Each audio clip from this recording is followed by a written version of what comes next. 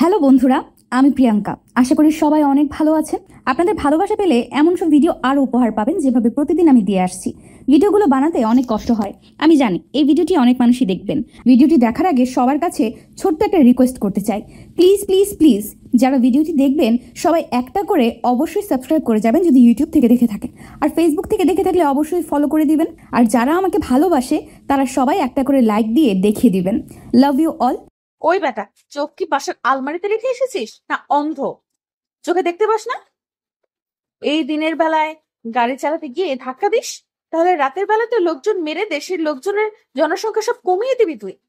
আরে আপনি এভাবে কথা বলছেন কেন? তো কিভাবে কথা বলতে হবে তোর সাথে? তুই কে, মন্ত্রী না মিনিস্টার? ওই ড্রাইভিং লাইসেন্স আছে তোর? বের কর বের কর বলছি। আপনাকে কেন আমি ড্রাইভিং লাইসেন্স দেখাবো? আপনি কি পুলিশের লোক? তার মানে তোর লাইসেন্স নেই? এই গাড়িটা কি তোর না চুরি করে এনেছিস?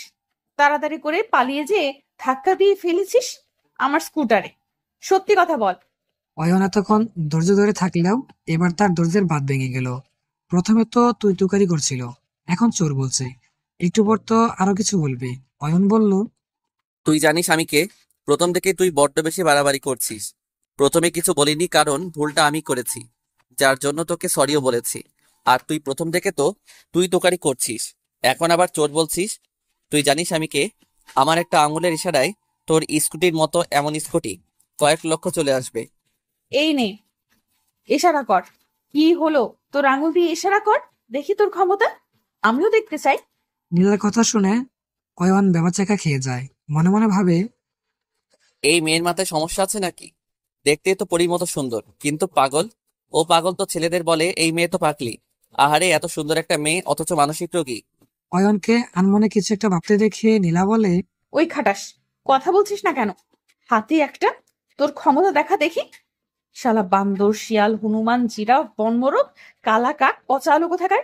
তুই আমাকে গালি দিলি? না, তোকে আদর করে তোর নাম ধরে ডাকলাম। তাহলে আমিও তোকে গালি দিব। তুই একটা খাটাসি, নুনের বস্তা, চাল কুমড়ো, মোটকি, জিরাফের বউ, ব্যাঙের বউ, হাতির বউ ইত্যাদি। তুই দেখতে যতটা সুন্দর, তোর ব্যবহার ততটাই খারাপ। কি? আমার ব্যবহার খারাপ? 100% তোর ব্যবহার খারাপ। তাহলে দেখ আমার ব্যবহারটা কত খারাপ হতে পারে। কথাটা বলেই নীলা এদিকে ওদিকে কিছু একটা খুঁজতে লাগলো এবং পেয়ে গেল। রাস্তার পাশে একটা ইট পড়েছিল। নীলা সেটা তুলে নিয়ে অয়নের গাড়ির সামনে গ্লাসের উপরে ডিল মারলো। সাথে সাথে গ্লাস ভেঙে টুকরো টুকরো হয়ে গেল। নীলা যে এমন কিছু করবে অয়ন সেটা কখনো ভাবতেও পারেনি। অয়ন হা করে চেয়ে আছে ভাঙা গ্লাসের দিকে। ওদিকে ট্রাফিক সিগন্যালে সবুজ বাতি জ্বলতেই নীলা তার স্কুটার নিয়ে চলে গেল। অয়ন এখনো হা করে ভাঙা গ্লাসের দিকে তাকিয়ে আছে। আশেপাশে গাড়ি চলার শব্দে ঘোর ভাঙলো অয়নের। পাশে তাকিয়ে দেখে নীলা নেই। রাগে রীতিমতো কাঁপছে অয়ন, চোখ দুটো লাল টকটকে হয়ে আছে। অয়ন হাতের মুঠো শক্ত করে বলে, তোকে একবার পাই আগে খুন করে ফেলবো। নীলা অফিসে বসে আছে অনেকক্ষণ হলো, কিন্তু ওকে ডাকছেই না। একসময় বিরক্ত হয়ে গেল। মনে মনে বলল, তুই কি বা চাকরি করতে আসছি, ইন্টারভিউ নিতে এই মেজাজটা খারাপ করে দিল। করবো না এই বা চাকরি। নীলা যখন উঠে চলে আসবে ঠিক তখনই একটা ছেলে এসে বলল, এখানে নীলিমা চৌধুরী নীলা কে আছেন? নীলা ছেলেটি দিকে ঘুরে বলল, আমি নীলিমা চৌধুরী নীলা। আপনি আসুন। নীলা ছেলেটির পিছু পিছু একটা রুমে ঢুকলো। সেখানে একটা মহিলা বসেছিল।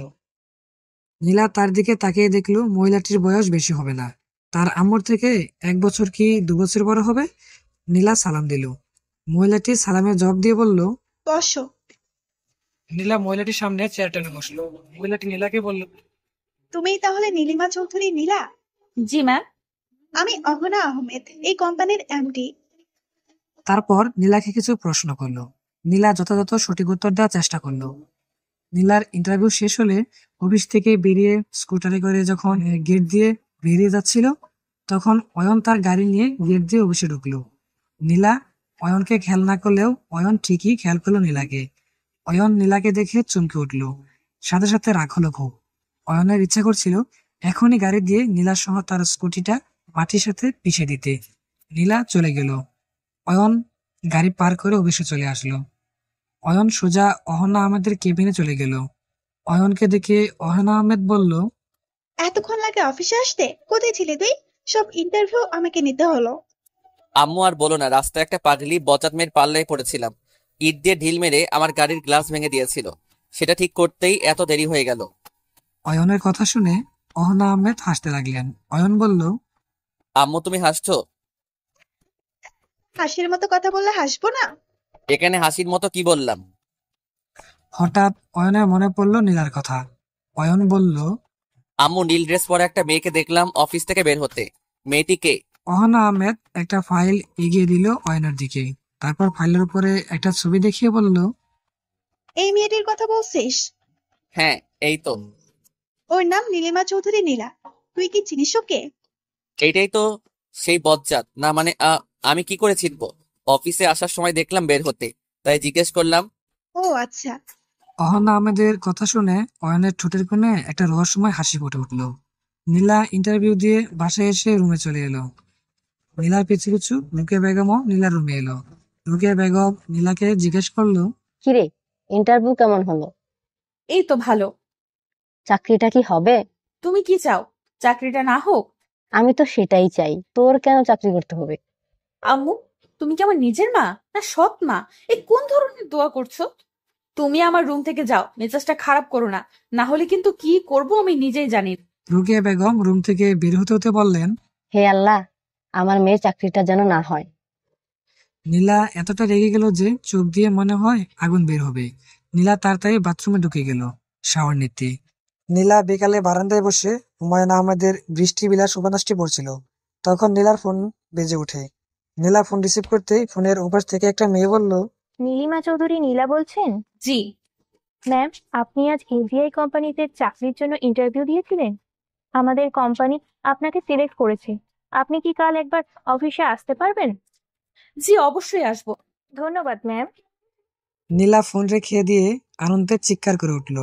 নীলার চিৎকার শুনে ডাইনিং রুম থেকে দৌড়ে এলো রুকিয়া বেগম। কি হয়েছে? চিৎকার করছিস কেন? কিছু না আম্মু, এমনি দেখছিলাম কত জোরে চিৎকার করতে পারি। মাঝে মাঝে ইচ্ছা করে তোকে যত সব। রেগে রুম থেকে বেরিয়ে গেলেন রুকিয়া বেগম। নীলা হাসতে শুরু করলো। রাতে খাবার সময় নীলা বলল, দুটো নিউজ আছে, একটা ব্যাড নিউজ একটা গুড নিউজ। ব্যাড নিউজটা আম্মুর জন্য আর গুড নিউজটা আব্বুর জন্য। এখন বলো কে কোনটা আগে শুনবে? নীলার বাবা নিজাম চৌধুরী বললেন, ওকে ঠিক আছে, আগে ব্যাড নিউজটা বল। নীলার বাবা বলে আগে ব্যাড নিউজ শুনতে চায়, মা বলে আগে গুড নিউজ শুনতে চায়। এই নিয়ে চলতে থাকে কথা কাটাকাটি। নীলা চিৎকার করে উঠে, একদম চুপ। ঠিক আছে, দুটো নিউজ একসাথে বলি। আমার চাকরিটা হয়ে গেছে, এটা আব্বুর জন্য গুড নিউজ, আর আম্মুর জন্য bad news. Congratulation my dear. এত খুশি হওয়ার কিছু নেই। তুই যে অকর্মার ঢেকি, এটা জানার পর ঘাড় ধরে চাকরি থেকে আবার বের করে দেবে। আবার শুরু হলো তাদের ঝগড়া। খাওয়ার সাথে সাথে তাদের ঝগড়াও চলতে থাকলো। নীলা অফিসে এসে দেখলো রিসিপশনে একটা মেয়ে দাঁড়িয়ে আছে। নীলা তার কাছে যেয়ে বলল, আমি নীলিমা চৌধুরী নীলা, আমাকে আজ আসতে বলা হয়েছিল। জি, আপনি এমডি ম্যামের রুমে চলে যান। নীলা এমডি রুমের সামনে এসে সালাম দিয়ে ভেতরে যাওয়ার অনুমতি চাইল। অহনা আহমেদ সালামের জবাব দিয়ে নীলাকে ভেতরে আসতে বললেন। নীলা ভেতরে যেয়ে অহনা আহমেদের সামনে চেয়ারে বসলেন। অহনা আহমেদ বললেন, অনেকের মধ্যে তোমাকে সিলেক্ট করা হয়েছে কারণ তুমি অনেক মেধাবী। আমরা আশা করব তুমি সর্বোচ্চ চেষ্টা করবে মন দিয়ে কাজ করার। নীলা হ্যাঁ সূচক মাথা নাড়ল। অহনা আহমেদ আবারও বললেন, নীলা, তোমার জানা উচিত আমাদের কোম্পানির কিছু নিজস্ব রুলস রয়েছে। তুমি আমাদের কোম্পানিতে জয়েন করার পর একটা চুক্তিপত্র স্বাক্ষর করতে হবে, যেখানে লেখা থাকবে তুমি 2 বছরের মধ্যে আমাদের কোম্পানি ছেড়ে বা চাকরি ছেড়ে যেতে পারবে না। একান্তই যদি কোনো বড় সমস্যা হয় তখন সেটা ভেবে দেখবে আমাদের কোম্পানি। তুমি যদি রাজি থাকো তাহলে স্বাক্ষর করে কাল থেকেই জয়েন করতে পারো। নীলা একটু ভেবে রাজি হয়ে গেল। তারপর স্বাক্ষর করে দিল। অহনা আহমেদ বেল দিতেই একটা মেয়ে এসে রুমে ঢুকলো। অহনা আহমেদ তাকে বলল নীলাকে সবার সাথে পরিচয় করিয়ে দিতে। মেয়েটি নিজে নীলার সাথে পরিচিত হয়ে সবার সাথে পরিচয় করিয়ে দিল। নীলা জানতে পারলো মেয়েটির নাম রিমি। প্রথম দিনেই ভালো বন্ধুত্ব হয়ে গেল রিমির সাথে। তারপর দিন থেকে নীলা জয়েন করলো। সবকিছু ঠিকঠাক চলছিল। কয়েকদিন পর অহনা আহমেদ বলল একটা বিশেষ কাজে তাকে শহরে বাইরে যেতে হবে। কাল থেকে অয়ন অফিসে আসবে।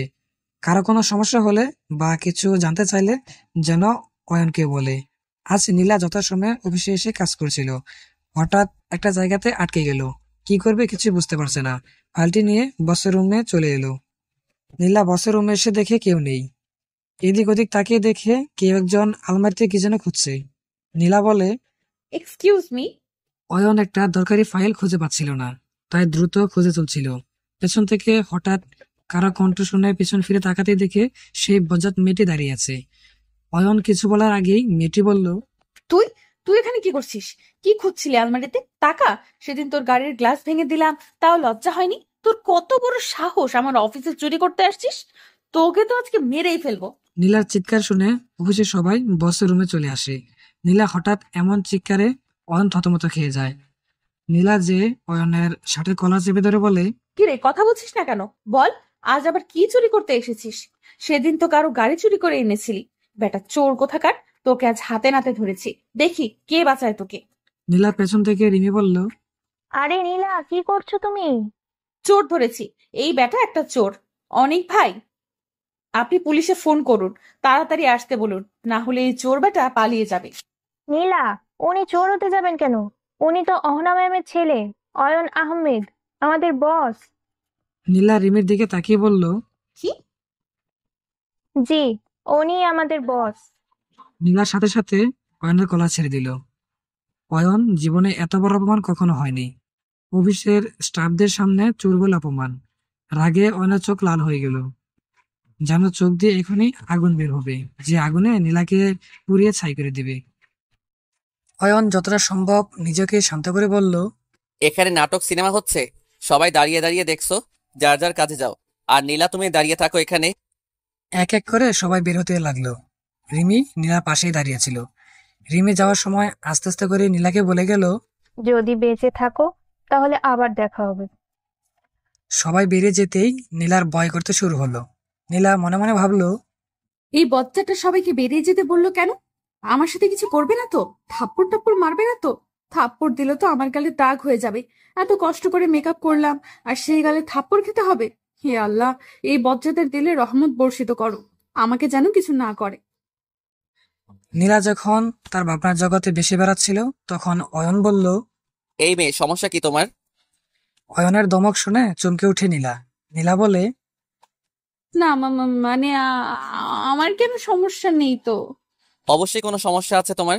যেদিন থেকে তোমার সাথে আমার দেখা হয়েছে, সেদিন থেকে তুমি আমার জীবনটা প্যারাময় করে তুলেছো। Sorry sir. কিসের সরি? নীলার দিকে এক পা করে এগিয়ে যেতে থাকলো অয়ন। নীলা এক পা করে পিছিয়ে যেতে লাগলো। অয়ন নীলার দিকে এগিয়ে যেতে যেতে বলল, প্রথম যেদিন তোমার সাথে দেখা হলো, সেদিন তুমি আমাকে ইচ্ছে মতো বকা দিলে। সেদিন কিছু বলিনি, কারণ ভুলটা আমার ছিল। সেদিনও তুমি আমাকে চোর বলেছো। আজকে পুরো অফিসের স্টাফদের সামনে আমাকে চোর বলেছো। আমার ফেসটা কি চোরের মতো? আমাকে কি চোরের মতো দেখতে লাগে? নীলা পিছিয়ে যেতে যেতে দেয়ালের সাথে ঠেকে গেল। অয়ন তখন নীলার দিকে এগিয়ে আসছে। নীলা কি করবে কিছুই বুঝতে পারছে না। এই ব্যাটার বদ কোনো মতলব নেই তো? কি হলো, এখন কথা বলছো না কেন? মুখে কি কেউ চাবি মেনে দিয়েছে? আমাকে অপমান করার সময় তো টিয়া পাখির মতো বক বক করে যেতে থাকো, তখন তো মুখে খই ফুটে। এখন কি ভাত রান্না হচ্ছে না?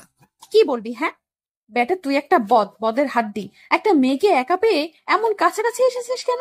তুই কি মনে করেছিস আমি কিছু বুঝি না? বেটা লুচু একটা, আগে একবার টর্চার করে দেখ, তারপর তোকে বুঝিয়ে দেবো এই নীলিমা চৌধুরী কি জিনিস। তোকে একটানা 7 দিন বুড়িগঙ্গা পানিতে চুবাব। আর তোর ফেস দেখে শুধু চোর মনে হয় না, আর অনেক কিছু মনে হয়। শালা খাটাস একটা, নিজের বাসায় কি আয়না নেই? নিজের চেহারা দেখতে পারিস না যে কেমন দেখতে তোকে? তুই বেটা একটা হনুমান, গাছে ঝোলে বাদর, খেক শিয়াল, জিরাফ, হাতি, গন্ডার, কোনো ব্যাঙ, হরিণ, কাক। আমি যদি তোর বউ হতাম, তোকে 3 বেলা বুড়িগঙ্গার পানি খাওয়াতাম, তোর হাড্ডিগুলো ওয়াশ করে একদম সোজা করে দিতাম। মনে মনে কথাগুলো বলছিল নীলা। নীলাকে চুপ করে থাকতে দেখে অয়ন আরো কাছে আসে নীলার। অয়ন বলে, কথা বলছো না কেন? নাকি মনে মনে আমার 14 গোষ্ঠী উদ্ধার করছো? কি কি করছেন স্যার? আপনি আর কাছে আসবেন না, তাহলে ভালো হবে না কিন্তু। অয়ন নীলার দুই দিকে দেয়ালে হাত রাখে। নীলা এখন অয়নের 2 হাতের মাঝে বন্দি। অয়ন বলে, খারাপ কি করবে শুনি? আমি কিন্তু চিৎকার করব। আমিও শুনতে চাই। নাও, চিৎকার করা শুরু করো। অয়ন এবার হেলে পড়ে নীলার দিকে। আস্তে আস্তে করে অয়নের মুখটা এগিয়ে নিয়ে আসে নীলার দিকে। নীলা কি করবে কিছুই বুঝতে পারছে না। অয়ন দুই পাশে হাত দিয়ে এমন করে ধরে রেখেছে যে নীলা চাইলেও পিছ ছুড়তে পারবে না। অয়নের মুখটা নীলার এতটাই কাছে চলে আসছে যে অয়নের গরম নিঃশ্বাস নীলার মুখে পড়ছে। এর আগে কখনো কেউ এতটা কাছে আসেনি নীলার। নীলার নিঃশ্বাস ঘন হয়ে আসে। কোনো কিছু না ভেবে নীলা তার চোখ বন্ধ করে ফেলে। নীলা চোখ বন্ধ করতেই অয়ন তাকিয়ে থাকে নীলার দিকে। নীলা যতবারই কাঁপছে, অয়ন নীলার দিকে তাকিয়ে ভাবে, এতটা সুন্দর কেন এই মেয়েটা? অন্য 10টা চের সৌন্দর্য এ একাই পেয়েছে।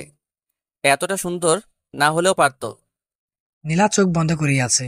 অয়ন হেসে দেয় নীলার কাণ্ড দেখে।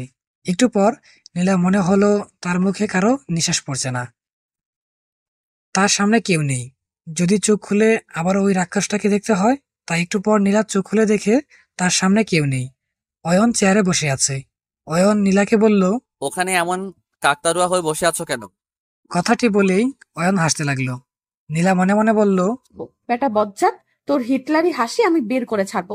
আমাদের কক্সবাজারের যে প্রজেক্ট আছে সেই ফাইলটা খুঁজে পাচ্ছি না। তুমি খুঁজে দেখো তো, তাড়াতাড়ি করো। নীলা ফাইলটা খুঁজে বের করে অয়নকে দিয়ে নিজের ডেস্কে চলে আসলো। এতক্ষণে হাঁপ ছেড়ে বাঁচলো নীলা। দুপুরে খাওয়ার সময় হলো। নীলা আর রিমি একসাথে বসে খাচ্ছিল। তখন রিমি জানতে চাইলো আসল কাহিনীটা কি। নীলা রিমিকে প্রথম দিন থেকে সব খুলে বলল। রিমি শুনে হাসতে লাগলো। পরদিন ঘুম থেকে উঠেই নীলা দেখলো 9:30 বেজে গেছে। নীলা তাড়াতাড়ি করে ফ্রেশ হয়ে রেডি হয়ে অফিস চলে গেল। নীলা অফিসে যেতেই রিমি বলল, বস তোমাকে দেখা করতে বলেছে। কেন? সেটা আমি কি করে জানবো? যাও দেখা করো, দেখো কি বলে। নীলার বুকটা দূর দূর করতে লাগলো। কে জানে এই বজ্জাতটা আবার কি করবে। নীলা অয়নের রুমের সামনে যে ভিতরে যাওয়ার জন্য অনুমতি চাইলো। অয়ন নীলাকে ভিতরে আসার জন্য বলল। তারপর নীলাকে জিজ্ঞেস করলো। কত বাজে? জি স্যার, মানে নীলা মনে মনে বলল, বেটা তোর হাতে কি ঘড়ি নেই? সময় দেখতে পারিস না? অন্যজনকে জিজ্ঞেস করিস।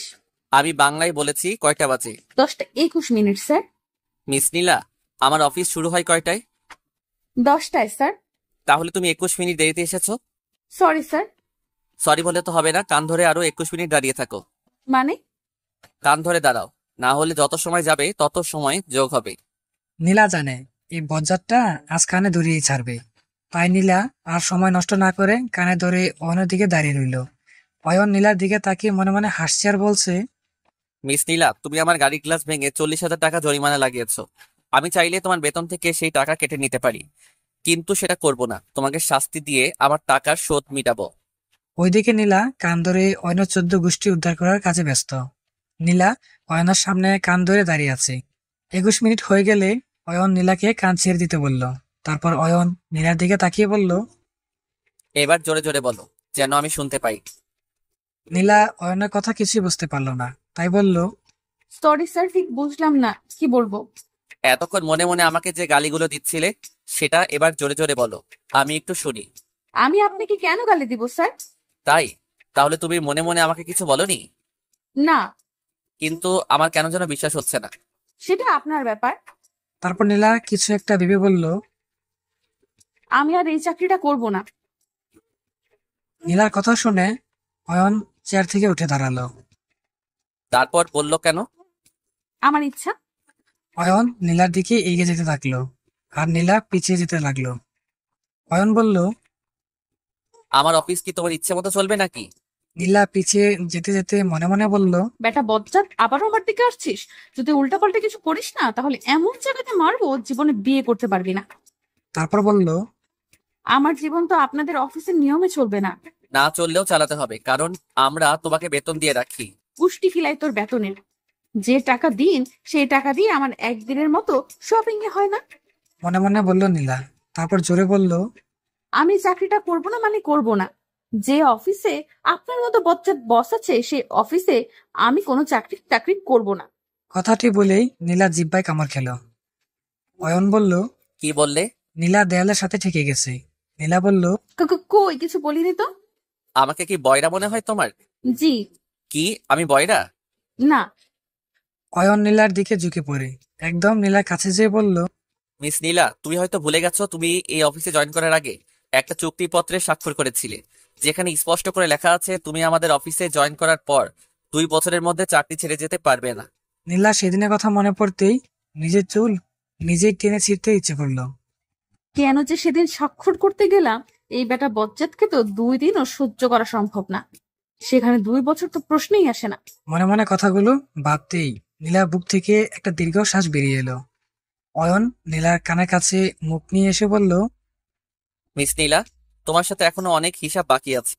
নীলার কানে অয়নের গরম নিঃশ্বাস পড়তেই নীলার শরীর কাঁপতে শুরু করলো। কেমন যেন একটা অনুভূতি ছুঁয়ে গেল নীলাকে। নীলার শ্বাস ভারী হয়ে এলো। অয়ন নীলার কাছ থেকে একটু দূরে যেতেই নীলা এক দৌড়ে অয়নের রুম থেকে বেরিয়ে নিজের ডেস্কে চলে এলো। অফিস শেষে নীলা বাসায় এসে দেখে বেগম রুকিয়া টিভি দেখছে।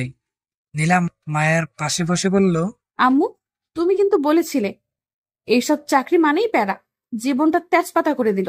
তাহলে চাকরিটা চলেই গেল। আমি তো আগে থেকেই জানতাম তোর চাকরি 2 দিনের বেশি টিকবে না। এমনিতেই অফিসের বসের প্যারা, বাসায় আসতেই আবার শুরু করলো মায়ের পেঁচাল। নীলার রাগ মাথায় উঠে গেল। নীলা বলল, চাকরি কেন যাবে? ও এখনো যায়নি। টিভির দিকে তাকিয়েই কথাটি বলল রুকিয়া বেগম। নীলা বলল, এমনিতেই মনটা খারাপ হয়েছিল, ভাবলাম তোমার সাথে কথা বললে ভালো লাগবে। এখন মনে হচ্ছে তোমার সাথে কথা বলাটাই সব থেকে বড় ভুল হয়েছে। নীলা সোফা থেকে উঠে বকবক করতে করতে রুমে চলে গেল। বেগম রুকিয়া আগের মতোই মনোযোগ দিয়ে টিভি দেখতে লাগলো। টিভিতে একটা হিন্দি সিরিয়াল চলছে, যেখানে শাশুড়ি আর বউ ঝগড়া করছিল। এখন শাশুড়িটা বউয়ের চুল ধরে টানছে। রুকিয়া বেগম আরো মনোযোগ দিয়ে টিভি দেখতে লাগলো। নীলা অফিসে এসে উপরে যাওয়ার জন্য লিফটে উঠতে যাবে, তখনই নীলা দেখে লিফটে অয়ন দাঁড়িয়ে আছে। এই ব্যাটার সাথে লিফটের উপরে যাওয়া তো একেবারে অসম্ভব। শালা লুচু একটা, আমি সিঁড়ি দিয়ে হেঁটে যাব, তাও তোর সাথে যাব না। কথাগুলো মনে মনে ভেবে নীলা সিঁড়ি দিয়ে যাওয়ার জন্য যখন সিঁড়িতে পা দিয়েছে, তখনই পা পিছলে যে নীলা চিত হয়ে পড়ে যেতে লাগলো।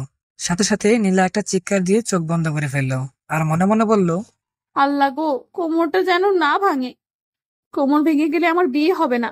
কিন্তু অনেকটা সময় পেরিয়ে গেলেও নীলা ব্যথা পেল না। নীলা ভাবলো, তাহলে কি আমি পড়িনি? কোমরটাও বেঁচে গেছে, তার মানে বিয়েটা হবে। মনে মনে হেসে উঠল নীলা। তারপর আস্তে করে চোখ খুলতেই একটা বড় সড়ো শখ এলো। নীলা মুখের উপর অয়নের মুখ ভাসছে। অয়নকে দেখেই নীলা একটা চিৎকার দিল, কিন্তু মুখ দিয়ে কোনো আওয়াজ বের হলো না। অয়ন নীলাকে চিৎকার দিতে দেখেই এক হাত দিয়ে নীলা মুখ চেপে ধরেছে। অয়ন এক হাত দিয়ে নীলার কোমর জড়িয়ে ধরে আছে আর অন্য হাত দিয়ে মুখ চেপে ধরে আছে। অয়নের স্পর্শে নীলা কেঁপে উঠল। নীলা অয়নের দিকে চোখ দুটো রসগোল্লার মতো করে চেয়ে রইল। নীলা সকালে ঘুম থেকে উঠতেই রুকিয়া বেগম নীলা রুমে এসে বলল, নীলা, আজকে অফিসে যেতে হবে না। অফিসে যেতে হবে না? কিন্তু কেন? অনেক ভেবেও নীলা অফিসে না যাওয়ার কারণ খুঁজে পেল না। তাই আম্মুর দিকে তাকিয়ে জানতে চাইলেও, কেন? এমনিতে একটা দরকার আছে। কি দরকার? সেটা কি তোকে এখনই বলতে হবে? যা, ফ্রেশ হয়ে আয়। নীলার কাছে যেন সন্দেহ লাগলো ব্যাপারটা। নীলা বলল, আজ কেন অফিসে যাব না, কারণটা কি বলবে? অবশ্য বলবো, তবে তার আগে যা, ফ্রেশ হয়ে আয়। তুমি কারণটা না বলা পর্যন্ত আমি বিছানা থেকে উঠবো না। আর যদি না বলো তাহলে এক্ষুনি অফিসে চলে যাব। তুই কি আমায় ব্ল্যাকমেল করছিস? ধরে নিতে পারো। আজ সালমা আর সাহিলের আসার কথা আমাদের বাসায়। বাড়িতে মেহমান আসবে আর তুই বাহিরে থাকবি, কেমন দেখায় না? ওয়েট ওয়েট ওয়েট, সালমাকে আর সাহিলিবাকে কোন গ্রহে থাকে, কোথা থেকে আসছে? উফ নীলা, তুই সবসময় ফাজলামো করবি না তো। সালমা হলো আমার কলেজের বান্ধবী, আর সাহিল ওর ছেলে। ছেলেটা খুব ভালো, তুই জানিস না এই যুগে ওর মতো ভদ্র ছেলে আছে? একদম সাদাসিধে, MBBS ডাক্তার। তো এসব আমাকে বলছো কেন? তোকে বলছি কারণ ওরা তোকেই দেখতে আসবে। সালমা তোকে খুব পছন্দ করে। আম্মুর কথা শুনে নীলা যেন আকাশ থেকে পড়ল। তারপর বলল, আমাকে দেখতে আসছে মানে? এই আম্মু, তুমি কি আমাকে বাসা থেকে বিদায় করার চেষ্টা করছো? যদি এরকম কিছু করতে চাও তাহলে একদম ভালো হবে না কিন্তু। ভালো হলে হবে, না হলে না হবে। মানে আম্মু, আমি এখন বিয়ে করব না। আজব তো, দেখতে আসলে কি বিয়ে হয়ে যাবে? আম্মু, আমি কোনো দেখা দেখির মধ্যে নাই।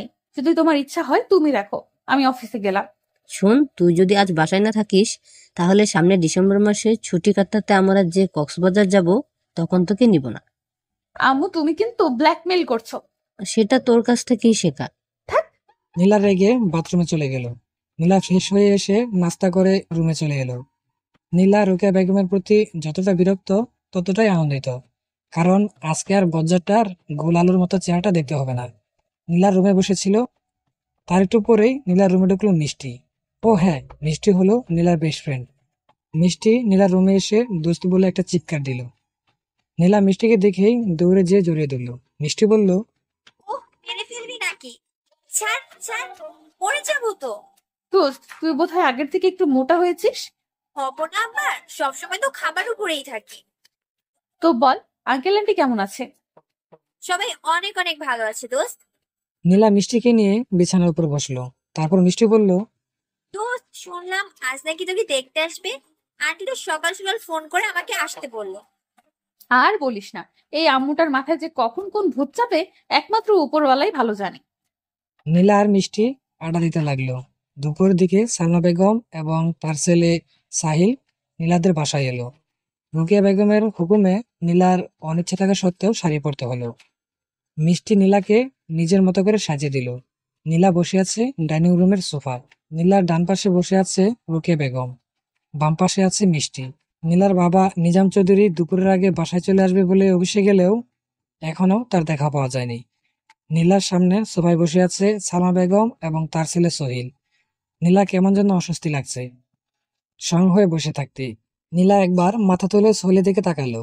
নীলা দেখলো সামনে যে বসে আছে তার চোখে একটা মোটা ফ্রেমের চশমা। মাথা চুলগুলো নিজ দায়িত্বে উঠে সেখানে একটা ক্রিকেট স্টেডিয়াম বানানোর কাজ চলছে। বেচারা এসির মধ্যেও ঘামছে, কেমন যেন জড়সড় হয়ে বসে আছে। এমন ভাবে বসে আছে যেন স্কুলে পড়া না পাওয়ার জন্য শিক্ষক তাকে কানে ধরে বসিয়ে রেখেছে। নীলা মনে মনে বলল, এর মতো গাধা বলদ কিসিমের একটা লোক আমাকে দেখতে আসছে, শুধু আম্মুর বান্ধবীর ছেলে বলে এখনো বসে আছিস আমার সামনে। অন্য কেউ হলে তো এতক্ষণে ঝাড়ু পেটা করে বাসা থেকে বের করে দিতাম। সালমা বেগমের সাথে নীলার আম্মু অবিরাম কথা বলেই যাচ্ছে। এক সময় রুকিয়া বেগম বলল, নীলা, সাহিলকে তোমার রুম থেকে একটু ঘুরিয়ে নিয়ে এসো তো। নীলা আম্মুকে সরাসরি না বলতে চাচ্ছিল, কিন্তু আমার চোখের দিকে তাকিয়ে নীলা আর কিছু বলল না। সোহিলকে নিয়ে সোজা নীলার রুমের দিকে পা বাড়ালো। নীলার রুমে বারান্দায় দাঁড়িয়ে আছে নীলা এবং সোহিল। নীলা খেয়াল করলো সোহিল নীলার দিকে তাকিয়ে হাসছে। নীলা সোহিলের দিকে তাকাতেই সোহিল মাথা নিচু করে ফেললো। নীলা আবার যখনই অন্যদিকে তাকালো, সোহিল আবার নীলার দিকে তাকিয়ে হাসতে লাগলো। নীলা আবার সোহিলের দিকে তাকাতেই সোহিল মাথা নিচু করে ফেললো। এরকম বেশ কয়েকবার হবার পর নীলা বলল, সমস্যা কি আপনার? আপনার কি ভ্যাটকানো রোগ আছে? কই আমার তো কোনো সমস্যা নেই। তাহলে মাঝে মাঝে তাকিয়ে এমন বান্দরের মতো ভেটকি দিচ্ছেন কেন? আপনি কি আমাকে বান্দর বলেছেন? জি। আমি নিচে যেয়ে আম্মুকে বলে দিব আপনি আমাকে বান্দর বলেছেন। আহারে, মায়ের কোলে দুধের শিশু, এখনো কি ফিরার খান যে আম্মুকে বলতে হবে? নীলা আর কিছু বলল না। দুজনেই কিছুক্ষণ চুপ করে থাকলো। তারপর নীলাই বলল, আমাকে কেমন লেগেছে বাবু? আমার নাম তো বাবু নয়, সাইল হুসাইন। আমি জানি আপনি তো এখনো ফিডার খান, তাই বাবু বলেছি। তো বলুন, কেমন লেগেছে আমাকে?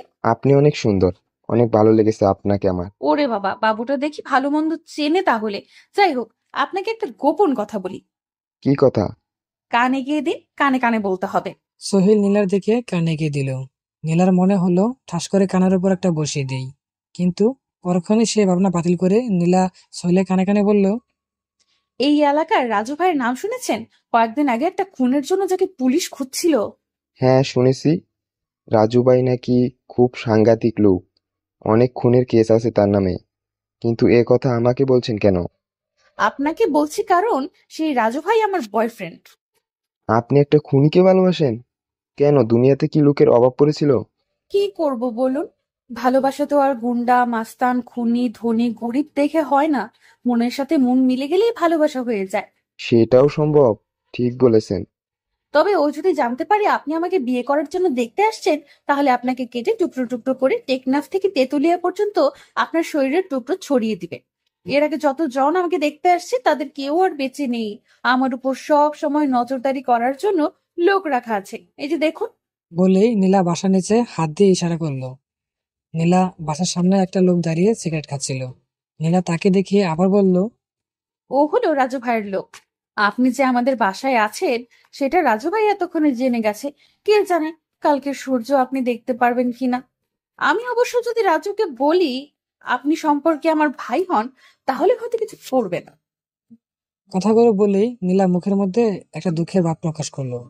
নীলার মুখ দেখে আর কথা শুনে সোহেলের তো অবস্থা খারাপ হয়ে গেল। সোহেল বলল, আমাকে ওয়াশরুমে যেতে হবে। ওয়াশরুমটা কোন দিকে? নীলা হাতের ইশারায় সোহেলকে ওয়াশরুম দেখিয়ে দিল। সোহেল এক প্রকার দৌড়ে ওয়াশরুমের দিকে চলে গেল।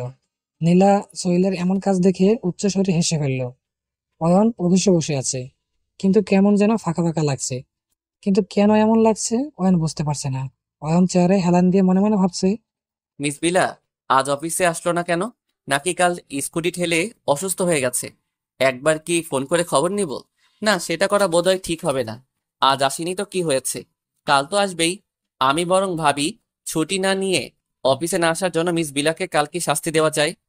নীলাকে শাস্তি দেওয়ার কথা ভাবতেই অয়নের মুখে একটা হাসি ফুটে উঠল। নীলা অফিসে এসে বসের বসের রুমের সামনে দাঁড়িয়ে দেখলো অয়ন একটা ফাইলের উপর ঝুঁকে আছে, মনোযোগ দিয়ে দেখছে ফাইলটা। নীলা বলল, may I come in sir? Nila যথেষ্ট জোরে কথাটি বলল। অয়ন নিশ্চয়ই শুনতে পেয়েছিল, কিন্তু কিছু বলল না, এমনকি মাথা তুলেও তাকালো না। নীলা আবার বলল, ভেতরে আসতে পারি? এবারও অয়নের কোনো পরিবর্তন হলো না। অয়ন একমনে ফাইলটা দেখেই যাচ্ছে, একটু পর পর পৃষ্ঠা ওঠাচ্ছে। নীলা আরো কয়েকবার অয়নকে স্যার বলে ডাক দিল, কিন্তু অয়নের এদিকে যেন মনে নেই। অয়ন এমন একটা ভাব করেছে যে অয়ন যেন কিছু শুনতেই পায়নি। নীলা আরো কয়েকবার ডাকাডাকি করে শেষে হাল ছেড়ে দিল। নীলা এতক্ষণে বুঝে গেছে যে আজ ডাকতে ডাকতে শহীদ হয়ে গেলেও বোঝাটা শুনবে না। তাই নীলা চুপ করে দাঁড়িয়ে রইল, সাথে মনে মনে অয়নের গোষ্ঠীকে উদ্ধার করতে লাগলো। অয়ন ফাইলটার দিকে তাকিয়ে মাথা নিচু করে হাসছে আর মনে মনে বলছে, মিস বিলা, এখন কেমন লাগে দাঁড়িয়ে থাকতে? তুমি কাল ছুটি না নিয়ে অফিসে আসোনি, যার শাস্তি তো তোমাকে পেতেই হবে। আমিও দেখতে চাই তুমি কতক্ষণ দাঁড়িয়ে থাকতে পারো। অয়ন মনে মনে এসব ভাবছে আর মুচকি মুচকি হাসছে। নীলা অনেকক্ষণ দাঁড়িয়ে থাকার পরও যখন অয়ন ভেতরে যাওয়ার অনুমতি দিল না, তখন নীলা মনে মনে বলল, বুঝতে পারছি, সোজা আঙুলে ঘি উঠবে না, আঙুলটা বাঁকাতে হবে এবার। নীলা সোজা হয়ে দাঁড়িয়ে বলল, স্যার ভেতরে আসতে পারি? অয়ন কিছু বলল না। তখন নীলা আবার বলল, এই বচ্চাত, কথা কি কানে যায় না? নীলা এই কথা বলতেই সাথে সাথে অয়নের মাথা তুলে নীলার দিকে তাকিয়ে বলল। কি বললে? নীলা মনে মনে বলল, শালা, এবার তো ঠিকই শুনতে পেলি। তারপর জোরে জোরে বলল। স্যার বললাম ভিতরে আসতে পারি? অয়ন নীলার কথা শুনে মনে মনে বলল, মিস বিলা, খুব চালাকি করে আমায় টুপি পরিয়ে দিলে। ঠিক আছে, আমিও দেখে নিব। তারপর অয়ন জোরে জোরে বলল। আরে হ্যাঁ, আসো আসো। নীলা অয়নের দিকে তাকিয়ে একটা হাসি দিয়ে ভিতরে ঢুকলো। নীলা ভিতরে ঢুকতেই অয়ন বলল, তো মিস নীলা, কেমন আছো? সব ঠিকঠাক তো? শালা 1 ঘন্টা দরজায় দাঁড় করিয়ে রেখে বলছিস কেমন আছি? কাটা খায় নুনের ছিঁড়ে দিচ্ছি? মনে মনে কথাগুলো বললেও নীলা জোরে জোরে বলল, জি স্যার, অনেক ভালো আছি। আপনি কেমন আছেন? টুপি পরিয়ে জানতে চাইছো কেমন আছি? নীলা নিজের চেয়ারে গিয়ে বসলো। ও এতক্ষণ দাঁড়িয়ে থেকে একদম পা দুটো লেগে গিয়েছিল। নীলা শান্তিতে নিঃশ্বাস নিল। অয়ন একটা ফাইলের দিকে তাকিয়ে বলল, কাল তুমি অফিসে আসোনি কেন? অনেক বড় একটা সমস্যায় পড়ে গিয়েছিলাম। তুমি সমস্যায় পড়েছিলে না সমস্যা তোমায় পড়েছিল? নীলা ভ্রু কুঁচকে অয়নের দিকে তাকাতেই অয়ন বলল, না মানে কি সমস্যা? কাল হঠাৎ করে পাত্রপক্ষ দেখতে আসছিল, তাই আসতে পারিনি। নীলাকে পাত্রপক্ষ দেখতে আসছিল শুনে অয়নের কেমন যেন লাগলো। তারপর সেটাকে পাত্তা না দিয়ে বলল, কংগ্রাচুলেশন। কেন? তোমার বিয়ে না? দূর, কিসের বিয়ে? বেটা পাত্রকে এমন ভয় দেখিয়েছি, এক দৌড়ে বাসা থেকে বেরিয়ে গেছে। জীবনে আর কখনো আমার বাড়ির মুখও নিবে না। নীলার হাসিময় মুখের দিকে তাকিয়ে ভাবলো, এই মেয়েটা কি আসলেই পাগলি? মাথায় নিশ্চিত কোনো সমস্যা আছে। তারপর কেউ আর কোনো কথা বললো না। দুজনেই কাজে মন দিল।